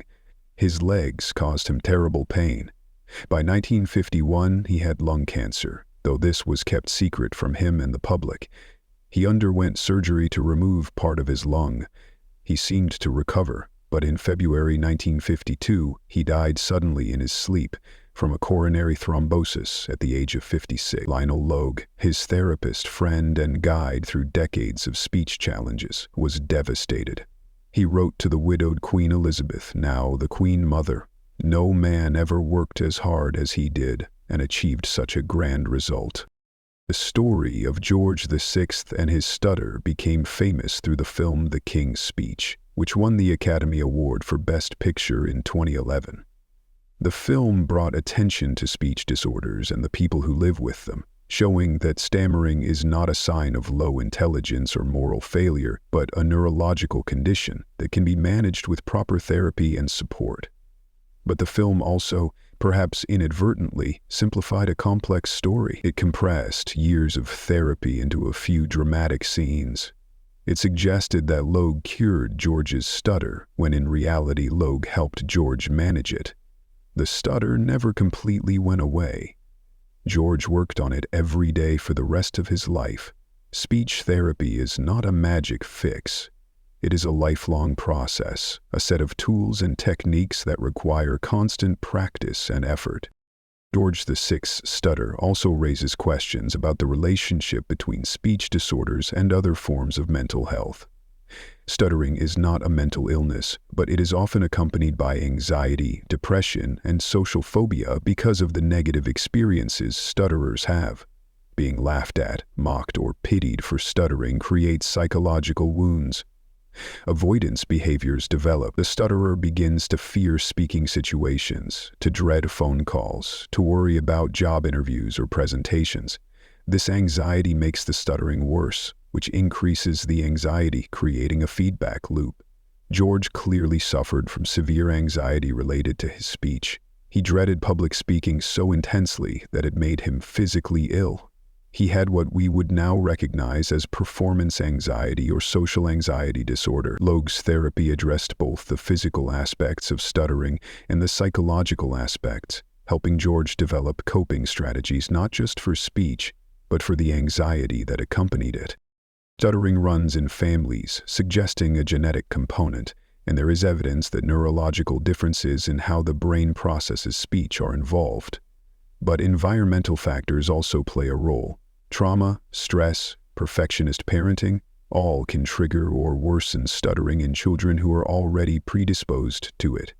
George VI was likely genetically vulnerable to speech disorders, and his harsh, frightening childhood activated that vulnerability. His father's rigid expectations and frightening demeanor created an environment where speaking felt dangerous, where every word had to be perfect or punishment would follow. For a child in that situation, it is almost adaptive to develop a stutter, a way of slowing down, buying time, trying desperately to get the words right before the anger comes. The stutter that made George's adult life so difficult was born from the terror of his childhood. From speech disorders, we turn to another form of royal suffering, one that was almost uniquely horrible in its implications for women. The ability to produce heirs, especially male heirs, was the defining responsibility of a queen consort. Failure to do so was not seen as bad luck or a medical condition, but as a personal failing. perhaps even divine judgment. This placed enormous pressure on royal women and made reproductive tragedies particularly devastating. Princess Charlotte of Wales, the only legitimate grandchild of King George III and heir presumptive to the British throne, died in childbirth in 1817 at the age of 21. Her death was not inevitable. It was the result of medical incompetence and a condition called cephalopelvic disproportion, where the baby's head is too large to pass through the mother's pelvis. Charlotte had a difficult pregnancy. She was young, healthy, and there was no reason to expect complications. But when she went into labor in November 1817, problems quickly became apparent. The labor was prolonged, lasting more than 50 hours. This is not unusual for a first baby, but the length of time and the lack of progress should have alarmed her physicians. Charlotte's doctor, Sir Richard Croft, was a fashionable male midwife, popular among aristocratic families. He followed the contemporary theory that minimal intervention was best during childbirth. He did not perform examinations to check the baby's position. He did not consider using forceps to assist delivery. He simply waited, believing that nature would take its course. Charlotte labored for 2 days, growing weaker and weaker, while Croft watched and did nothing. Finally, a stillborn son was delivered, but Charlotte's ordeal was not over. She began bleeding heavily, a postpartum hemorrhage. Still, Croft did not act decisively. He seemed paralyzed, unable to make decisions. Charlotte bled to death 6 hours after giving birth. Her death was a national tragedy. She had been wildly popular, young and vivacious, and seen as the hope for the monarchy's future. Public mourning was intense. The entire country wore black. Businesses closed. But there was also anger. People wanted to know why the princess had died. An inquest was held, though it largely exonerated Croft and blamed Charlotte's constitution. In reality, Charlotte almost certainly died from cephalopelvic disproportion combined with medical mismanagement. Well, her pelvis was too small to allow the baby's head to pass through. This can happen when a woman has a smaller stature or an unusually shaped pelvis, often caused by rickets or other bone diseases in childhood. If recognized, cephalopelvic disproportion can be managed with a cesarean section. But in 1817, cesarean sections were almost always fatal. The surgery was only attempted when the mother was already dying, as a last desperate attempt to save the baby. No one would have performed a preventive cesarean on Charlotte. However, other interventions could have helped. Forceps could have been used to guide the baby out. The baby might have survived if delivered more quickly, and Charlotte might not have suffered such severe trauma that led to her hemorrhage. But Croft's hands-off approach meant that by the time anyone realized the situation was hopeless, it was too late. Croft was so devastated by Charlotte's death that he became suicidal. He continued to practice medicine, but was clearly affected psychologically. 3 months later, he was attending another woman in difficult labor. The woman died. Croft went home and shot himself. His suicide was seen as evidence of his guilt over Charlotte's death, a tacit admission that he had failed her. Charlotte's death had profound political consequences. She was the only legitimate grandchild of George III who could inherit the throne. With her gone, there was suddenly a succession crisis. George's surviving sons, a collection of aging, debt-ridden, scandalous, middle-aged men, were unmarried or married to women they could not legally wed, or married to women past childbearing age. A mad scramble ensued as the royal dukes rushed to marry and produce heirs. This undignified race resulted in several quick marriages and eventually in the birth of Victoria in 1819. If Charlotte had lived, Victoria would never have been queen. The entire Victorian era, the longest reign in British history at that time, happened because of a childbirth death that might have been prevented with better medical care. Charlotte's story also highlights the particular vulnerability of royal women around reproduction. She was 21 years old, at the peak of her physical health. She should have had the best medical care available. She had the personal physician to the royal family attending her, and yet she died in a way that would have been preventable, even with the limited medical knowledge of the time, if her doctor had been willing to intervene. The ideology that nature was best, that women's bodies should be left alone to do what they were designed to do, killed her. It was a form of medical negligence dressed up as respect for nature.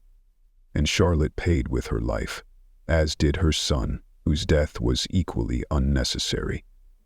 If forceps had been used earlier, if the labor had been shortened by intervention, the baby might have been born alive, 2 deaths from one ideological commitment to non-intervention. The tragedy of reproductive loss among royalty would reach its absolute peak in the case of Queen Anne, but her story is so extensive and so heartbreaking that it deserves special attention, which it will receive in Part 4. For now, we conclude this section on mental afflictions and neurological disorders with the recognition that the royal mind was just as vulnerable as the royal body, perhaps more so. The pressures of kingship, the weight of expectation, the genetic vulnerabilities passed through generations, the childhood traumas, all combined to create conditions where mental illness could flourish. And when it did, the response was often to hide it, deny it, or treat it with methods that were themselves a form of torture. George III, locked away for the last decade of his life, blind and deaf and lost in delusions, strapped to chairs and blistered and poisoned by his doctors. James I, declining into dementia and physical collapse, unable to recognize his own family.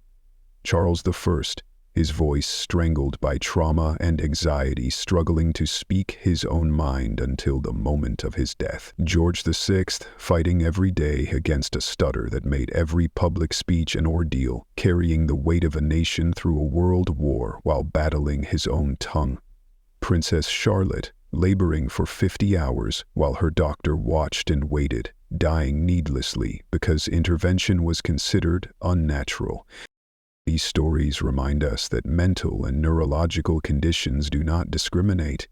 They strike the powerful as readily as the powerless, perhaps more so given the unique pressures and genetic bottlenecks of royal families. But while a common person suffering from bipolar disorder or a speech impediment might face mockery and misunderstanding, a monarch faced a political crisis.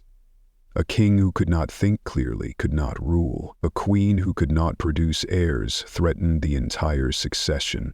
The personal became political, and the political became catastrophic. The way these conditions were understood and treated also tells us much about the evolution of medical and psychological knowledge. In George III's time, mental illness was seen through the lens of moral failure and demonic influence. Treatment was punishment. The patient was restrained, dominated, broken like a wild horse until they submitted to sanity. There was no concept of the brain as an organ that could malfunction, no understanding of neurotransmitters or brain chemistry, no recognition that mood and thought and perception were biological processes subject to biological disorders.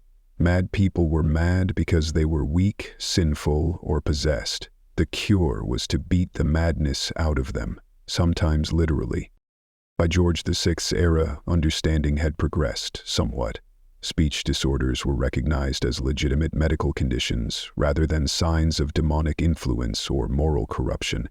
Therapy, rather than punishment, was seen as the appropriate response.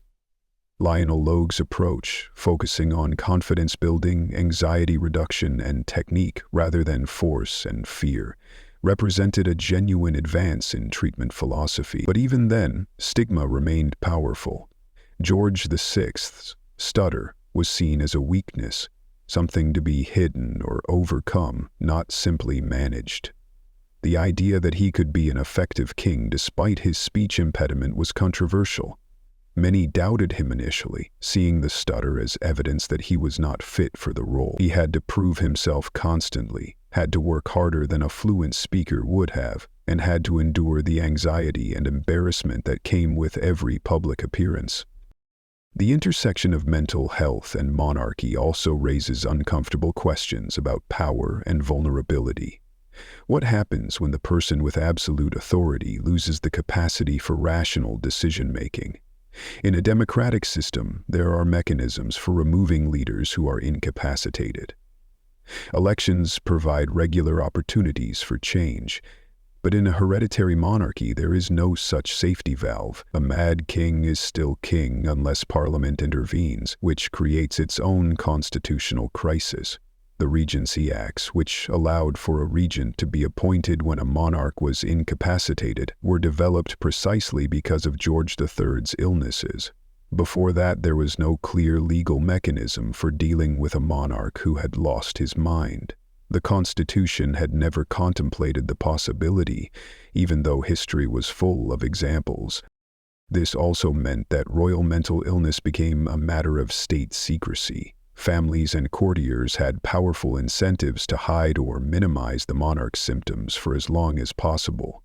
Admitting that the king was mad invited political chaos, potential coups, foreign invasions, taking advantage of perceived weakness. So, symptoms were explained away. Odd behavior was attributed to eccentricity or physical illness. The reality was concealed behind palace walls.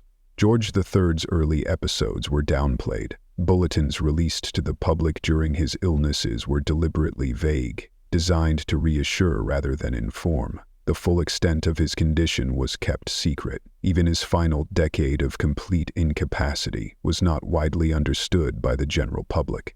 He simply disappeared from view, locked away at Windsor, while his son ruled as regent. Out of sight, out of mind.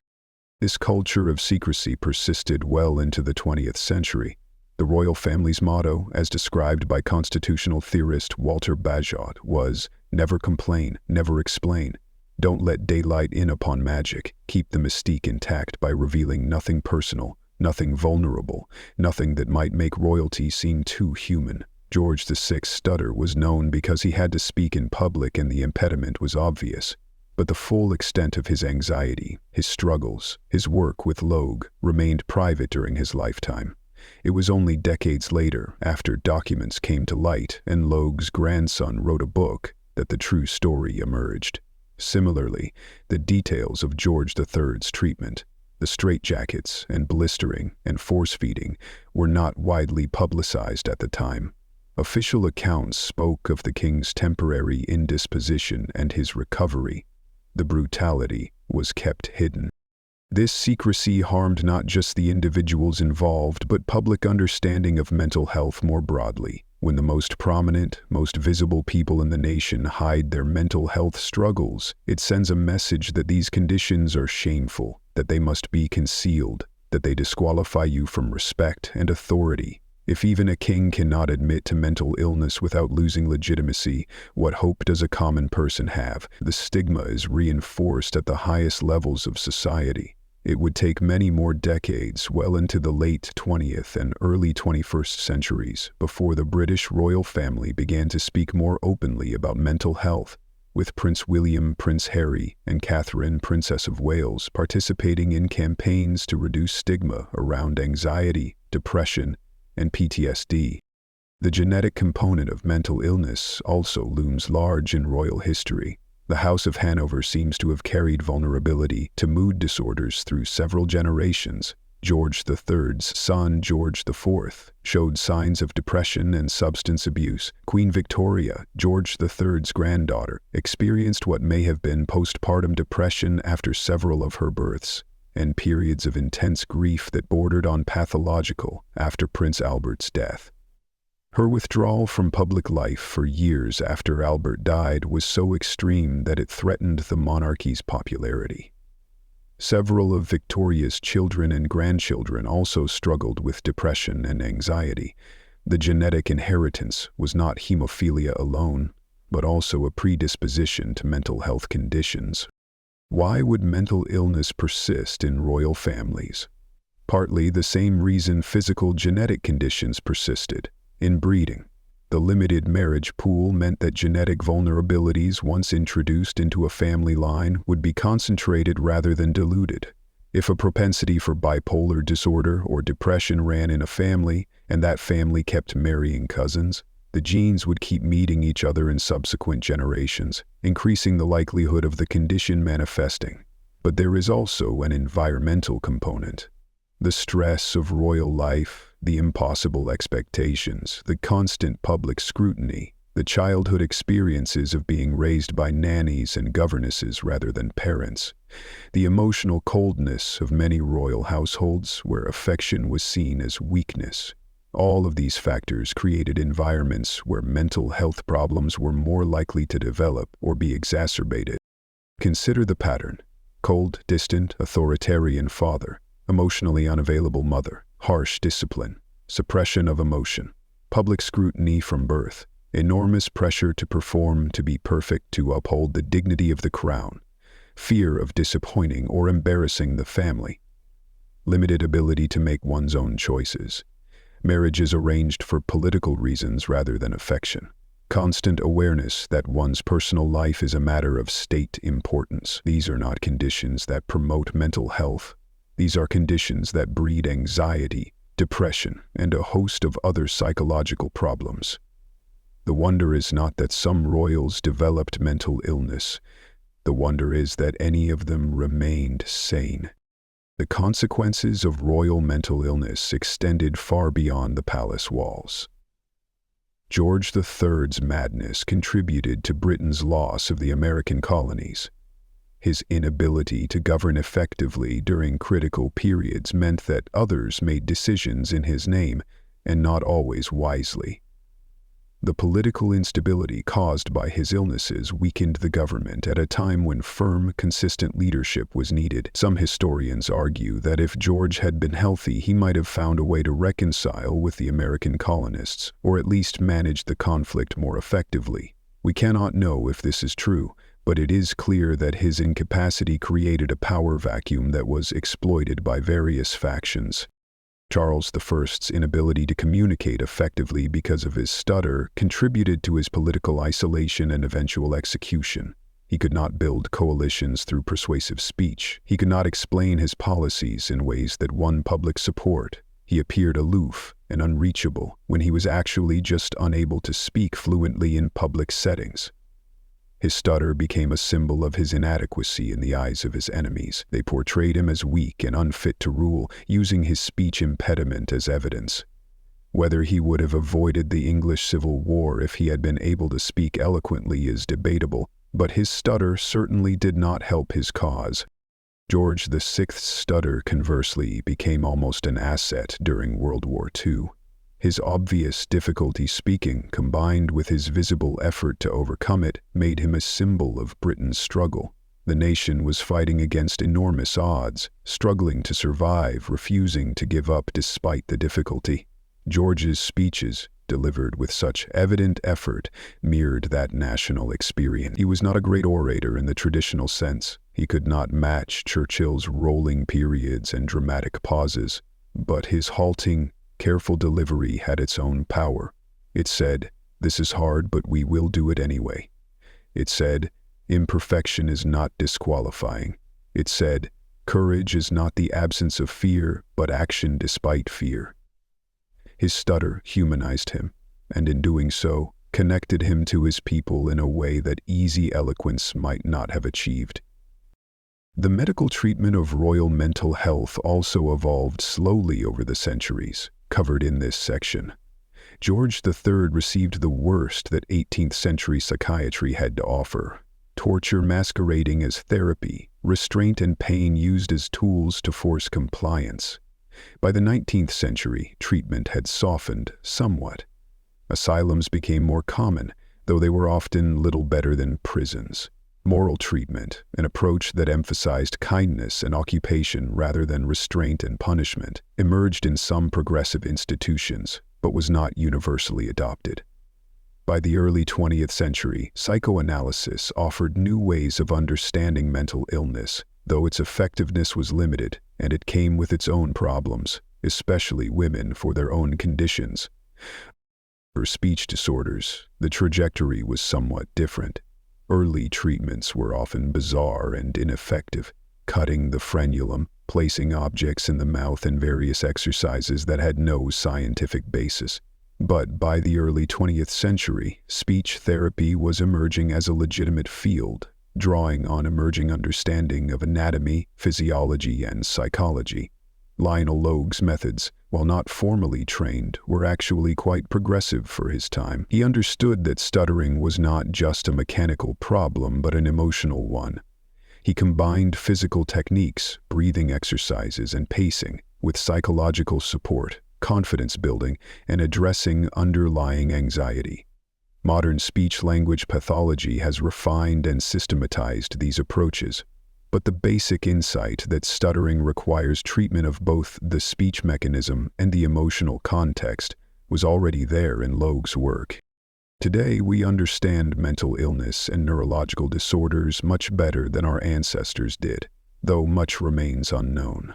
We know that conditions like bipolar disorder, depression, and anxiety disorders have biological bases involving brain chemistry, neural pathways, and genetic factors.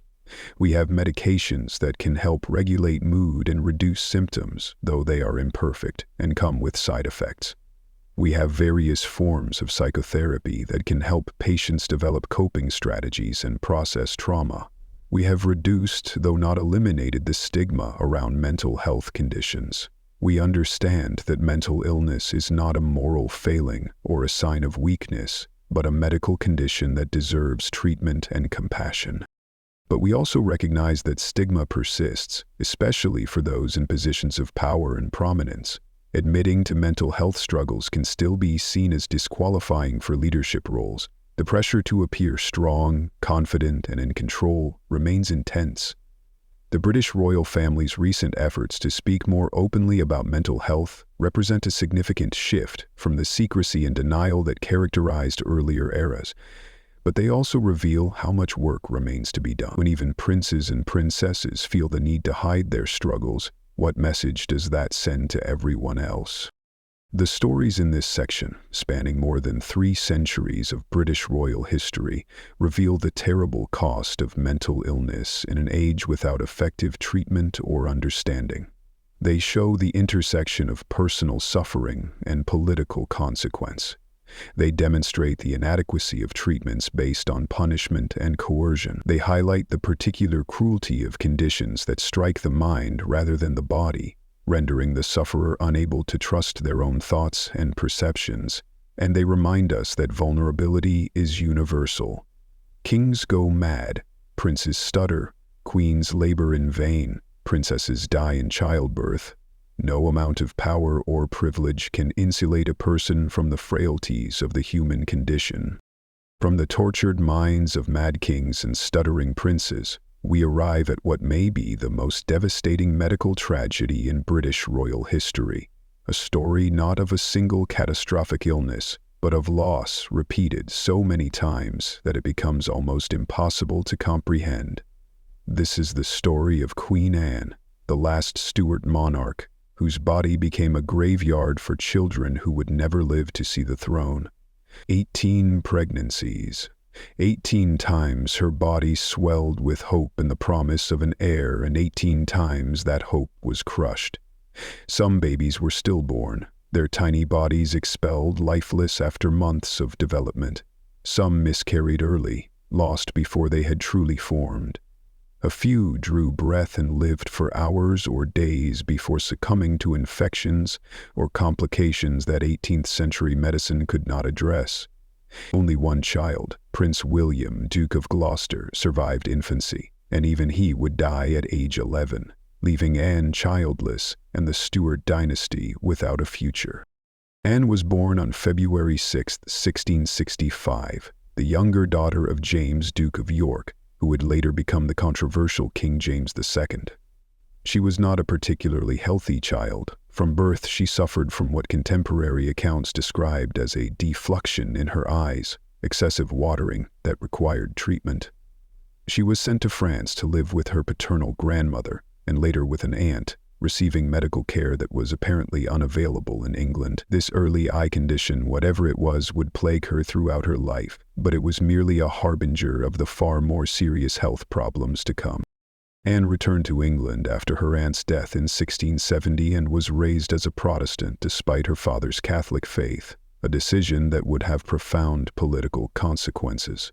In 1683, at age 18, she married Prince George of Denmark in what appears to have been, by royal standards, a reasonably happy match. George was not particularly bright or ambitious, but he was kind and devoted to Anne. They would need that devotion to survive what was coming. Anne's first pregnancy occurred in 1684, just a year after her marriage. She was 19 years old, young, and presumably healthy despite her chronic eye problems. The pregnancy seemed to progress normally, but when the time came to deliver, something went terribly wrong. The baby was stillborn. There is no detailed record of what happened, only the stark fact that Anne's first child never lived. It was a devastating start, but not necessarily alarming. Stillbirths happened, even among the wealthy and well-attended. There was every reason to hope that the next pregnancy would be successful. And it was. In 1685, Anne gave birth to a daughter, Mary, who was healthy and thriving. She was styled Lady Mary, and for a brief time it seemed Anne's reproductive troubles were behind her. Then came 1686, and another healthy daughter, Anne Sophia, 2 living children. The succession seemed secure, or as secure as it could be given the political turmoil surrounding her Catholic father's increasingly unpopular reign. But tragedy struck in February 1687 with horrifying speed. Mary and Anne Sophia, aged less than 2 years and just under 1 year respectively, both contracted smallpox. Within hours of each other, both little girls died. Anne was devastated, George was devastated, and Anne was pregnant again, due to deliver soon. One can only imagine the terror she must have felt, carrying a child while burying 2 others, wondering if this baby would survive when her daughters had not. Within days of the girls' deaths, George himself fell ill with smallpox. He survived, nursed carefully by Anne even as she grieved, but the stress and trauma took their toll. Anne miscarried. 3 children lost in a matter of days. She tried again. In October 1687, another stillbirth. The pattern was beginning to emerge, a terrible, relentless pattern of loss. 1688 brought another pregnancy, likely ending in miscarriage, though the records are unclear. This was also the year of the Glorious Revolution, when Anne's father James II was forced to flee England, and her sister Mary and brother-in-law William of Orange took the throne. The political upheaval and family betrayal Anne had supported the revolution against her own father must have created enormous stress. Stress that could only have worsened her physical condition. 1689 brought hope again. Anne gave birth to a son, William, named for the new king. But this baby lived less than a day, dying of causes that were not recorded. The grief was becoming chronic, a constant companion. How many times can a woman bury a child before it breaks her? How many times can she hope and lose before hope itself becomes unbearable? And yet she kept trying. The succession demanded it. Her sister Mary was queen, but had no children and seemed unlikely to have any. If Anne could produce a living heir, that child would eventually inherit the throne. The pressure was immense. In 1690, a miscarriage. In 1692, another miscarriage. These early losses may not have been publicly announced. Miscarriages in the first trimester were often kept private, the woman recovering quietly before resuming her duties. But they were losses nonetheless, physically traumatic and emotionally crushing. Then came 1689, a year that must have seemed cursed. On July 24th, Anne gave birth to a son at Hampton Court Palace. They named him William, after the previous baby William who had died, and after King William III. William survived. He lived past the dangerous first days, then the first weeks, then the first months. He was weak, his head unusually large, but he was alive. For the first time since losing Mary and Anne Sophia 3 years earlier, Anne had a living child. Prince William, Duke of Gloucester, became the focus of all Anne's hopes, and the nation's as well. He was the Protestant heir, the future of the Stuart dynasty. But he was not a healthy child. Modern medical analysis suggests he suffered from hydrocephalus, water on the brain, a condition where cerebrospinal fluid accumulates in the skull, causing the head to enlarge and potentially damaging the brain. William's head was noticeably large, a fact commented on in portraits and contemporary accounts. He had difficulty learning to walk, his oversized head throwing off his balance. He was prone to illness, suffering frequent fevers and infections. But he was of normal intelligence, curious and interested in military matters, and as he grew older, he seemed to be strengthening. Perhaps he would survive to adulthood after all. Perhaps Anne's ordeal was finally over. It was not. Even as William grew, Anne continued to become pregnant and continued to lose babies. 1690, a son named George, born at Sea and House, lived only minutes. 1692, another stillbirth. 1694, a daughter named Mary, stillborn. Each loss compounded the previous ones, building a wall of grief that must have been nearly unbearable. Anne was now in her late 20s and early 30s, the peak years for fertility, and her body was failing her again and again. By 1694, after 10 pregnancies with only one living child to show for it, the emotional and physical toll was evident. Anne's health, never robust, began to deteriorate more seriously. She reported being lame, unable to walk without limping. She suffered from what was diagnosed as gout, though the symptoms sound more like what modern doctors would recognize as inflammatory arthritis, possibly an autoimmune condition. She had pains in multiple joints that moved around her body. She experienced episodes of flushing after meals. She had what she described as vapors, which might have been headaches, hot flashes, or even depression, understandable given her circumstances. She had spent so much time in her house that her sister had spent extra time on her beds. Said he worked her muscles to her ghost, pounded, paws, and heart. In 1695, another son born at Berkeley House died within hours.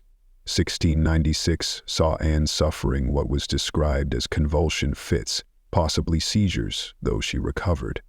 That same year, another miscarriage. In 1697, she was ill with vapors and more joint pain. Her spirits were, as she wrote in a letter, mightily sunk. She confessed that she could not expect happiness, that the spleen, a term for depression or melancholy, was impossible to avoid when one was in such misery. Anne was not yet 35 years old, and she was already describing her life as one of inescapable misery. 1698 brought twin pregnancy, twins, which might have seemed like a blessing, a chance to recoup some of the losses, but both babies died, either miscarried or stillborn. The records are unclear. 1699, another son, Charles, born but dead within moments. 1700, another son, also died shortly after birth. And then, in July 1700, the final devastating blow, Prince William, Duke of Gloucester, Anne's only surviving child, the boy who had lived for 11 years against all odds, fell ill with what was probably pneumonia complicated by a fever. Within days he was dead. Anne was 35 years old. She had been pregnant 17 or 18 times. The exact count is disputed because some early miscarriages may not have been recorded. She had buried at least 12 children, counting stillbirths and infants who died within hours or days. She had lost 2 daughters to smallpox when they were toddlers, and now she had lost William, the only child who had given her years of companionship, who had grown old enough to have a personality, to talk and play and learn, the only child she had been able to mother in any meaningful way. His death shattered her. She fell ill with fever and remained, as one account put it, much indisposed for a considerable time. She became seriously overweight, her body swelling from inactivity, stress, and possibly the effects of untreated metabolic disorders. She could no longer exercise. Walking caused her pain. She retreated into herself, into her grief. And yet, duty demanded she try again. She was still of childbearing age, technically. Her sister Mary had died in 1694 from smallpox, and King William III had no other heirs. If Anne did not produce a child, the Protestant succession was in jeopardy. The Act of Settlement of 1701 would eventually secure the Hanoverian line as heirs, bringing in distant German cousins descended from James I, but that was a fallback plan. Everyone hoped Anne would have another child, so she tried. Sometime around 1700 or 1701, there may have been one final pregnancy, one last desperate attempt. If so, it ended like all the others in loss. By 1702, when Anne ascended the throne after William's death, her childbearing years were effectively over. She was 37, in poor health, obese, and traumatized by nearly 2 decades of reproductive failure. She would rule for 12 years, presiding over the Union of England and Scotland, the War of the Spanish Succession, and significant political and cultural changes, but she would do so without an heir to her body. What caused this catastrophic pattern of pregnancy loss? Modern medical historians have proposed several theories, and the truth is probably that Anne suffered from multiple conditions simultaneously, a perfect storm of reproductive pathology. The most widely accepted theory is that she had antiphospholipid syndrome, also called Hughes syndrome after the doctor who first described it comprehensively. This is an autoimmune disorder in which the body produces antibodies against certain phospholipids, fatty molecules that are part of cell membranes. These antibodies cause increased blood clotting. In pregnant women, this can lead to clots forming in the placenta, the organ that connects the mother's blood supply to the developing fetus. When the placenta is damaged by clots, it cannot adequately nourish the fetus. The result is miscarriage, stillbirth, or babies born severely underdeveloped. Antiphospholipid syndrome often causes recurrent pregnancy loss with a characteristic pattern. Early pregnancies may be successful, but subsequent pregnancies become increasingly likely to fail as the mother's antibody levels rise. This matches Anne's history almost perfectly. Her first 2 babies after the initial stillbirth were healthy girls who survived infancy, but after that, the losses mounted. The antibodies may have been building up in her system, triggered perhaps by the stress of the smallpox epidemic that killed her daughters, or by other infections, or simply by the normal changes of repeated pregnancies. Antiphospholipid syndrome is also associated with other symptoms that Anne experienced. Neurobusis, blood clots, which could explain the circulatory problems in her legs. Neurological symptoms, which could explain the convulsion fits she suffered. Skin changes, and Anne was reported to have facial redness that might have been the butterfly rash associated with lupus. Because antiphospholipid syndrome often occurs alongside systemic lupus erythematosus, another autoimmune condition, some historians believe Anne had lupus with secondary antiphospholipid syndrome, which would explain both her recurrent miscarriages and her progressive physical decline, the joint pain, fatigue, organ damage, and chronic illness that characterized her later years. Another possible factor is Rh incompatibility, though this is less likely given Anne's pattern of losses. Rh incompatibility occurs when a mother with Rh negative blood carries a baby with Rh positive blood, inherited from the father. The first pregnancy is usually fine, but subsequent pregnancies trigger an immune response. The mother's antibodies attack the fetus's blood cells, causing severe anemia, jaundice, and often death. However, Rh disease typically does not affect the first pregnancy and shows a progressive worsening pattern. Anne's first pregnancy after her marriage ended in stillbirth, which does not fit Rh disease. And she did have 2 successful pregnancies early on, which argues against Rh incompatibility as the primary cause. It may have been a contributing factor, but it cannot explain the entire pattern. Diabetes is another possibility. Anne became severely obese, which in itself is a risk factor for gestational diabetes. Uncontrolled diabetes during pregnancy can cause miscarriage, stillbirth, babies that are too large to deliver safely, and babies born with severe abnormalities.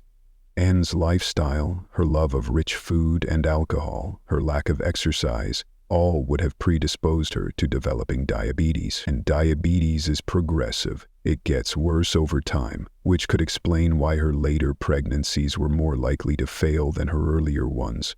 However, true type 2 diabetes usually develops later in life, and Anne's pregnancy losses began when she was quite young, which makes diabetes alone an insufficient explanation. Gestational diabetes, which occurs only during pregnancy and resolves afterward, could have been a factor, but again, it does not explain the entire picture. Some historians have suggested that Anne may have had a structural problem with her uterus or pelvis that made carrying pregnancies to term difficult. Cephalopelvic disproportion, as we discussed with Princess Charlotte, could explain some of the stillbirths if the babies were too large to be delivered safely. But it cannot explain the early miscarriages or the babies who were born alive but died shortly after. Another theory involves chronic infections. Listeria, a bacteria found in improperly prepared foods, can cause repeated miscarriages. In Anne's time, food safety was non-existent by modern standards. Meat and dairy products were often contaminated. Listeria infection causes flu-like symptoms in the mother, but can be fatal to the fetus, triggering miscarriage or stillbirth. Anne could have been exposed to listeria repeatedly through her diet, causing recurrent pregnancy losses. However, this too seems insufficient to explain the full extent of her losses. The most likely explanation is that Anne suffered from multiple overlapping conditions, antiphospholipid syndrome or lupus as a primary cause of her pregnancy losses, compounded by poor obstetric care, probable gestational diabetes in some pregnancies, possible infections, and the cumulative physical trauma of so many pregnancies in rapid succession. Each pregnancy takes a toll on a woman's body. 18 pregnancies in about 16 years meant Anne's body had virtually no time to recover between gestations. She was perpetually either pregnant, recovering from delivery or miscarriage, or getting pregnant again. This chronic stress on her reproductive system, combined with underlying autoimmune disease and metabolic problems, created conditions where successful pregnancy became increasingly unlikely. The emotional and psychological toll must have been staggering. How do you survive losing 18 children? How do you wake up each morning knowing that your body has failed again and again at the one task that defines your worth as a queen? Anne lived in an age without grief counseling, without support groups, without any real understanding of trauma. She was expected to simply endure, to keep trying, to accept that this was God's will or her own inadequacy. The pressure to produce an heir was relentless. It came from her husband, though George seems to have been sympathetic. It came from the court and parliament. It came from the entire nation, which watched anxiously every time the queen was pregnant, hoping this time would be different. It came from history and dynasty, the weight of hundreds of years of Stuart rule hanging on her ability to produce one living child. And through it all, Anne kept her dignity.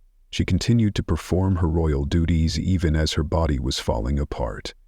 When she became queen in 1702, she could barely walk. She had to be carried to her coronation in a specially designed chair because her joints were so painful and her weight so great that she could not manage the walking required. During her 12-year reign, she was frequently ill, suffering attacks of gout or arthritis that left her bedridden for weeks at a time. She had episodes that sound like strokes or seizures. She grew increasingly obese, her body swelling to immense size, her mobility declining, until she was essentially housebound, and yet she ruled, making decisions, managing the complex politics of early 18th century Britain, presiding over the union with Scotland that created the United Kingdom as we know it today. She did all of this while grieving 18 lost children, and knowing that with her death, the Stuart dynasty would end. There would be no child to inherit. The crown would pass to the Hanoverians, distant cousins she had never met. Anne died on August 1, 1714, age 49. The official cause was listed as a stroke, but she had been in declining health for months. Her body, subjected to decades of reproductive trauma, Autoimmune disease, obesity, and chronic pain had finally given out. She was buried in Westminster Abbey, the last Stuart monarch, the queen who tried so desperately to secure her dynasty but could not overcome the failures of her own biology. Her reign is often overlooked in British history, sandwiched between the more dramatic reigns of William and Mary before her and the long Hanoverian period that followed. But Anne's personal tragedy resonates across the centuries. She was a woman who wanted to be a mother and could not, who was blamed for her body's failures, who endured loss after loss with remarkable courage and dignity. The story of Queen Anne's pregnancies also highlights the particular cruelty of reproductive expectations for royal women. A queen consort's primary job was to produce heirs, preferably male. Success in this one task could excuse many other failings. Failure meant you were dispensable, replaceable, blamed for your own inadequacy. Henry VIII discarded wives who could not give him sons. James II's wife, Mary of Modena, faced suspicion and rumors about her pregnancy. Anne herself, when she finally succeeded to the throne, was constantly reminded that her reign would end the dynasty because she had no child. The pressure was immense and unrelenting, and when pregnancy failed, the woman bore the blame. Even though we now know that male factors contribute to miscarriage and infertility at least as much as female factors. Anne's husband George may have carried genetic factors that contributed to their losses, but it was Anne's body, Anne's failure, Anne's inadequacy that was discussed and lamented. Modern medicine could have saved at least some of Anne's pregnancies. If she did have antiphospholipid syndrome, treatment with low-dose aspirin and heparin, a blood thinner, can significantly reduce the risk of miscarriage and improve outcomes. This treatment was not available until the late 20th century, but it has allowed women with antiphospholipid syndrome to have successful pregnancies. If Anne had diabetes, careful monitoring of blood sugar levels and dietary management could have helped. If she had infections, antibiotics could have treated them. Better obstetric care, with skilled midwives or physicians who understood when to intervene during difficult deliveries, might have saved some of the babies who were stillborn or died shortly after birth. Prince William's hydrocephalus might have been treatable with modern neurosurgery, allowing him to live a normal lifespan. The tragedy of Anne's reproductive history is that so much of it was preventable if only she had been born 3 centuries later. As we bring this exploration of royal medical conditions to a close, moving from Anne's 18th century tragedies toward the present day, we find that even in our modern era, the British royal family continues to grapple with health challenges. The difference is that today medicine has advanced to the point where most of these conditions are manageable rather than fatal. Queen Mary II, Anne's older sister, had 3 pregnancies during her marriage to William of Orange, and all ended in stillbirth. 2 sisters, 19 failed pregnancies between them, no living children. The Stuart line was doomed by obstetric catastrophe, but this pattern of reproductive failure ended with them. Later royal women, with access to better nutrition, better prenatal care, and eventually modern obstetrics, fared better. Queen Victoria had 9 living children. Despite her multiple pregnancies, Queen Elizabeth II had 4. The maternal and infant mortality rates that had haunted royal families for centuries finally began to decline. In recent years, the British royal family has faced new medical challenges, but with vastly different outcomes. In 2024, King Charles III was diagnosed with cancer, though the specific type was not publicly disclosed. He underwent treatment and eventually returned to public duties. His openness about his prostate concerns earlier had encouraged thousands of men to seek medical screenings, a public health impact that would have been unthinkable in earlier eras, when royal illnesses were state secrets. Catherine, Princess of Wales, underwent abdominal surgery and later revealed she was receiving preventive chemotherapy for cancer. Her announcement was personal and direct, a video message in which she spoke openly about her diagnosis and treatment, asking for privacy for her family while also being transparent about her condition. This level of openness would have been unimaginable a century ago. Princess Anne suffered a concussion in 2024 after an incident involving a horse. She was hospitalized, treated, and recovered, a minor injury made manageable by modern trauma care. Sarah Ferguson, Duchess of York, was diagnosed with breast cancer and later skin cancer, both caught early through screening and treated successfully. These contemporary royal health issues remind us that illness and injury remain universal human experiences, but they also show how far medicine has progressed.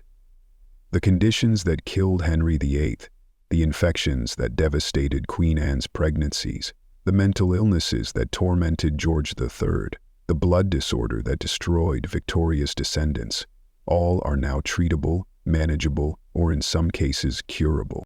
The British royal family's relationship with medicine and health has evolved from secrecy and denial to cautious openness. The tradition of never complaining, never explaining has given way to strategic disclosure, sharing health information when it serves a public good or when privacy is impossible to maintain. This shift reflects broader changes in how society views health and illness. We no longer see disease as divine punishment or moral failing. We understand the biological basis of illness. We recognize that even kings and queens are subject to the same physical vulnerabilities as everyone else. The mystique of royalty has been partially dissolved by the democratizing force of medical knowledge. We are all, in the end, just bodies that can break down, minds that can falter, genes that can betray us. As we conclude this journey through 4 centuries of royal medical tragedy, certain patterns emerge. The isolation of royal families through inbreeding and limited marriage pools, concentrated genetic problems, and created conditions where hereditary diseases flourished.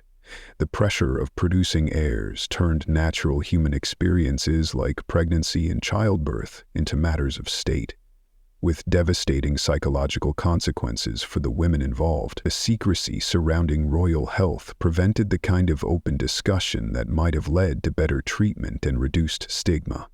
And the very privilege that surrounded royalty often made their medical care worse rather than better, as doctors prescribed expensive and dangerous treatments rather than simple remedies, and as political considerations overrode medical judgment. But these stories also reveal remarkable resilience. Anne ruled for 12 years despite chronic pain and grief. George VI leading Britain through World War II while battling his stutter. George III maintained his intellectual curiosity and love of learning even as his mind betrayed him. The unnamed women who endured pregnancy loss after pregnancy loss, who buried child after child, who kept trying because duty demanded it. These were not weak people. They were people facing impossible circumstances with whatever courage and grace they could muster. Their suffering was real, their losses were profound, and their stories deserve to be told not as curiosities or entertainment, but as reminders of our shared humanity.